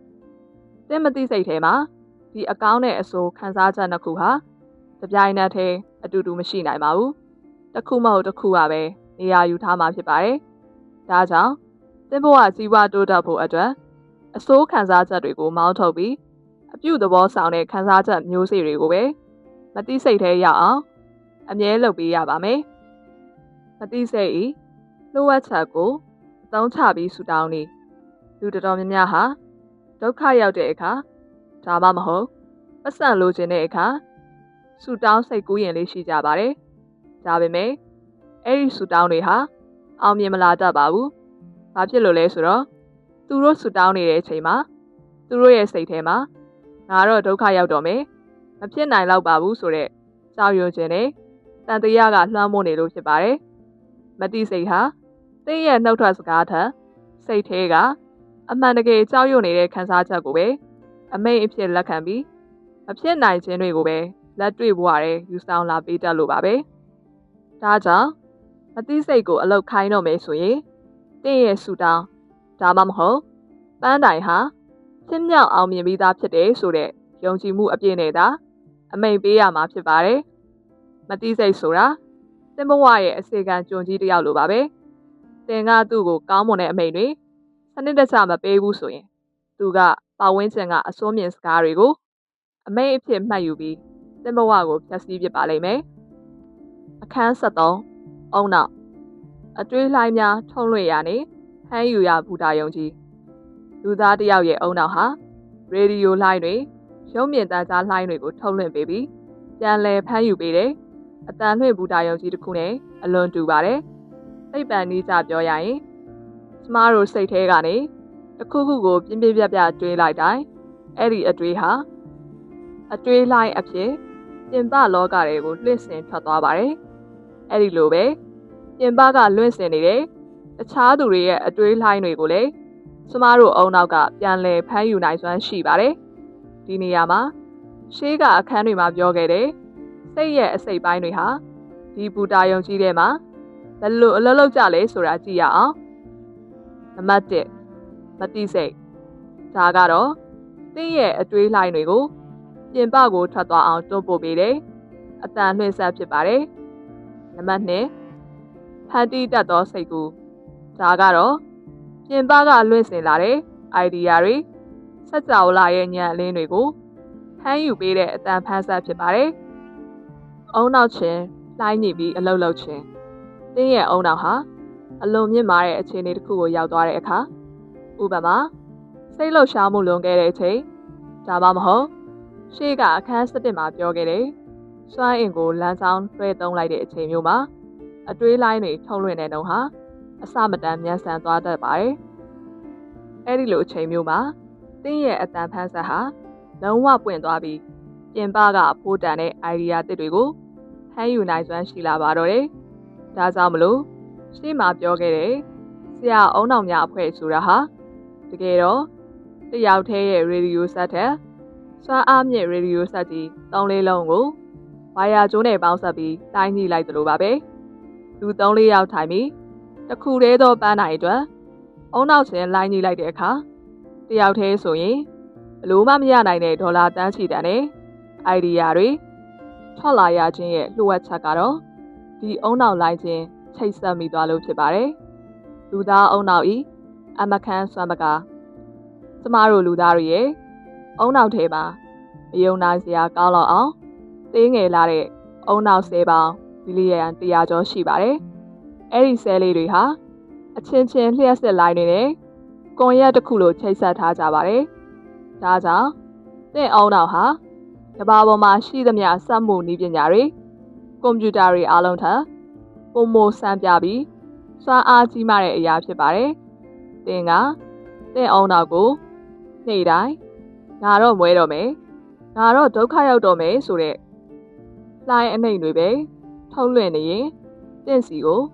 ဆင်းရဲဒုက္ခတွေပဲဆွဲငင်ဖမ်းယူပေးပါလိမ့်မယ်။အဲ့ဒီအစားသင်အုံနောက်ရဲ့ခလုတ်ကိုပြောင်းလိုက်ပြီးအောင်မြင်မှုချမ်းသာမှုနဲ့ပျော်ရွှင်မှုဆိုတဲ့လှိုင်းအမြင့်တွေကိုပဲပြောင်းလဲထုတ်လွှင့်မယ်ဆိုရင်လောကကြီးကသင်စီကိုအောင်မြင်မဲ့အခွင့်အရေးတွေကိုအလိုလျောက်ပေးအပ်လာမှာဖြစ်ပါတယ်။သင်အုံနောက်ဟာစัจ java လာကြီးနဲ့ချိတ်ဆက်ထားတဲ့အစွမ်းထက်ဆုံးဘူတာယုံကြီးတစ်ခုပါ။သင်ဘလို့အတွေးလှိုင်းတွေကိုထုံးလွှင့်မလဲဆိုတာသေချာထိန်းချုပ်ပါ။သင်ထုံးလွှင့်လိုက်တဲ့အတွေးလှိုင်းအတိုင်းသင်ရဲ့ဘဝကံကြမ္မာဖြစ်တည်လာပါလိမ့်မယ်။အခန်း14စထမအာယုံဉာဏ်ပညာဗိမာန်စီတို့တက်လန်းမြည်တကားပါစထမအာယုံဆိုတာကတော့ ဒီစာအုပ်ရဲ့ရှေ့မှာပြောပြခဲ့တဲ့အခြေခံမူ12ချက်လုံးကိုအပြည့်အဝနားလည်ပြီးလက်တွေ့ကျင့်သုံးထားမှသာရရှိလာမဲ့စိတ်ဤအထွတ်အထိပ်စွမ်းအားတစ်ခုဖြစ်ပါတယ်။ဒါကိုကျမတို့ဟာဉာဏ်ပညာဗိမာန်ကြီးရဲ့တကားပေါင်းလို့ဆိုနိုင်ပါတယ်။ဒီစထမအာယုံဟာတင့်ရဲ့ဖန်တီးတတ်တဲ့စိတ်ကူးကတဆင်အလုတ်လောက်တာပါ။တင့်မှာဒီစွမ်းအားရှိလာတဲ့အခါဘဝမှာအန္တရာယ်တွေကြုံလာရတော့မယ်ဆိုရင်ရှို့တင်သတိပေးတဲ့အလိုလိုသိစိတ်တွေပေါ်လာတတ်သလိုအခွင့်အရေးကောင်းတွေရတော့မယ်ဆိုရင်လည်းအချိန်ကိုင်းနေရာကိုင်းဆုံးဖြတ်ချက်ချနိုင်မယ်ဉာဏ်အလင်းတွေဝုန်းကနေပေါ်လာတတ်ပါတယ်နပိုလီယန်ဟေးဤလှုပ်ဝက်ချက်ညဘက်ကောင်းစီအဖွဲ့များကျွန်တော်နပိုလီယန်ဟေးဟာဘဝမှာအရေးကြီးတဲ့ဆုံးဖြတ်ချက်တွေချရတော့မယ့်အချိန်တိုင်းပြဿနာကြီးတွေကိုဖြေရှင်းတော့မယ့်အချိန်တိုင်းမှာစထမအာယုံကိုနှိုးဆွဖို့အတွက်အလွန်စမ်းကြဲတဲ့ကျင့်စဉ်တစ်ခုကိုသုံးခဲ့ပါတယ်။ညတိုင်းညအိတ်ခန်းဒီမှာကျွန်တော်ဟာမျက်စိမိတ်ပြီးစိတ်ကူးတွေမှာညစာစားပွဲအဝိုင်းကြီးတစ်ခုကိုဖန်တီးလိုက်ပါတယ်။အဲ့ဒီဝိုင်းမှာကျွန်တော်အားကျအတူယူရတဲ့ကဘာကျော်ပုဂ္ဂိုလ်ကြီး9ယောက်ကိုဖိတ်ကြားပြီးအကြံပေးကောင်စီအဖွဲ့ဖြစ်ထိုင်ခိုင်းလိုက်ပါတယ်။ကျွန်တော်ဟာအဲ့ဒီဝိုင်းရဲ့သဘာပတိနေရာကနေထိုင်ပြီးစိတ်ကူးထဲမှာပုဂ္ဂိုလ်ကြီးတယောက်ချင်းစီကိုစကားလှမ်းပြောပါတယ်။မစ္စတာလင်ကွန်ကျွန်တော်ကိုဘသူ့ပေါ်မှာမဆိုတရားမျှတပြီးရိုးသားဖြောင့်မတ်တဲ့စိတ်ဓာတ်မျိုးရှိအောင်လမ်းပြပေးပါ။မစ္စတာအက်ဒီဆင်ကျွန်တော်ကိုသဘာဝတရားရဲ့လှုပ်ဝက်ချက်တွေကိုပေါ်ထုတ်နိုင်မဲ့တီထွင်ဖန်တီးမှုဉာဏ်မျက်စိပေးပါ။အစပိုင်းမှာတော့ဒါဟာစိတ်ကူးရင်တသက်ကျင့်စဉ်တစ်ခုပါ။ဒါပေမဲ့နားနဲ့ချီပြီးညတိုင်းဇွဲရှိရှိကျင့်သုံးလာတဲ့အခါမှာတော့မယုံနိုင်စရာကောင်းတာတွေဖြစ်လာပါတယ်။ကျွန်တော်ရဲ့စိတ်ကူးတွေကပုံကိုယ်ကြီးတွေဟာတကယ်ပဲအသက်ဝင်လာပြီးအချင်းချင်းညှင်းခုန်ဆွေးနေတာတွေလှုပ်လာကြပါတယ်။ Ford ကကျွန်တော်ကိုစီးပွားရေးလှုပ်ဝက်ချက်တွေလာပြောပြသလိုလင်ကွန်းကလည်းအခက်အခဲတွေကိုဘယ်လိုရင်ဆိုင်ရမလဲဆိုတာကြိုတင်သတိပေးတာမျိုးတွေကြုံလာရပါတယ်။တကယ်တော့ဒါဟာနတ်တွေဝါရီလာပြောတာမဟုတ်ပါဘူးကျွန်တော်ရဲ့မတိစိတ်ထဲမှာသူတို့ရဲ့အရေးအချင်းတွေကိုအထက်ထက်အခါခါပုံဖော်ရင်းနဲ့စထမအာယုံပွင့်သွားပြီးစัจ java လာရဲ့ဉာဏ်ပညာလှိုင်းတွေကိုဖမ်းယူမိသွားခြင်းသာဖြစ်ပါတယ်စထမအာယုံကတင့်ကိုအောင်မြင်သူဖြစ်စေလိမ့်မည်တင်ဟာဒီစာအုပ်ထဲကလမ်းညွှန်ချက်တွေအတိုင်းတင့်ရဲ့စိတ်ကိုအကောင်းမြင်စိတ်တွေယုံကြည်မှုတွေနဲ့အမြဲတန့်စင်အောင်ထားမယ်ဆိုရင်တင့်မှာလေစထမအာယုံဆိုတာအလိုလိုပေါ်ပေါက်လာပါလိမ့်မယ်။ဘယ်စီးပွားရေးကိုစလုပ်ရမလဲ။ဘယ်သူနဲ့လက်တွဲရမလဲ။ဘယ်အချိန်မှာမလုပ်ရမလဲဆိုတာကိုသူတစ်ပါးထက်ခြေတလန်းစောပြီးအတိအကျသိနေတဲ့ပါရမီရှင်တယောက်ဖြစ်တင့်ကိုသူတို့ပြန်လည်တွေ့ရှိရမှာဖြစ်ပါတယ်။အခန်း15ကြောက်ရွံ့ခြင်း16ကောင်ကိုအောင်နိုင်နီးစိတ်တကားကိုအလုံးပဲ၍အောင်မြင်မှုကိုစီးကြိုးခြင်းတင်ဟာရှေးကလှုပ်ဝက်ချက်14ချက်လုံးကိုဘလောက်ပဲကောင်းကောင်းသိနေပါစေသင်စိတ်ထဲမှာကြောက်ရွံ့ခြင်းဆိုတဲ့တစေတွေရှိနေသည်ဒီစာအုပ်ကတင့်ကိုအကျိုးပြုမှာမဟုတ်ပါဘူးကြောက်ရွံ့ခြင်းဟာတင့်ရဲ့စိတ်ကူးစိတ်တမ်းတွေကိုတပ်ပစ်တတ်ပြီးယုံကြည်မှုတွေကိုဖျက်ဆီးကတင့်ကိုဘာမှမလုပ်ရအောင်ချုံနှောင်ထားတဲ့အစိတ်အတောက်တစ်ခုဖြစ်ပါတယ်လောကမှာလူသားတိုင်းရဲ့မသိစိတ်ထဲမှာခိုအောင်နေတတ်တဲ့အဓိကကြောက်ရွံ့ခြင်း16ကောင်ရှိပါတယ်။အောင်မြင်သူဖြစ်ဖို့ဆိုရင်ဒီ16တွေကိုတည်တည်ချာချာသိပြီးမောင်းထုတ်ပြနိုင်ရပါမယ်။ကြောက်ရွံ့ခြင်း16ကောင်နဲ့၎င်းတို့ကိုအောင်နိုင်နေနံပါတ်1စင်းရဲမွဲတင်မှုကိုကြောက်ရွံ့ခြင်းဒါကတော့အဆိုးဆုံး16ပါပဲ။ငါပတ်စံပြတ်သွားရင်ဒုက္ခရောက်တော့မှာပဲ။ငါမှအရင်ကြီးမရှိရင်ဘာမှလုပ်လို့မရဘူး။ဆိုပြီးအမြဲပူပန်နေခြင်းဖြစ်ပါတယ်။အောင်နိုင်နီးလောကမှာစီးစိမ်ဥစ္စာဆိုတာအတွင်းစိတ်ကလာတဲ့အတွေးကနေစတာလို့ဆုံးဖြတ်ချက်ချပါ။စင်းရဲခြင်းကိုမတွေးပဲတင့်အလောက်ကနေလူတွေကိုဘလို့တန်မိုးပေးဆက်မလဲဆိုတာကိုပဲအာရုံစိုက်ပါ။နံပါတ်2ဝေဖန်ခံရမှာကိုကြောက်ရွံ့ခြင်းငါဒါကြီးလို့ရင်လူတွေဘာပြောကြမလဲ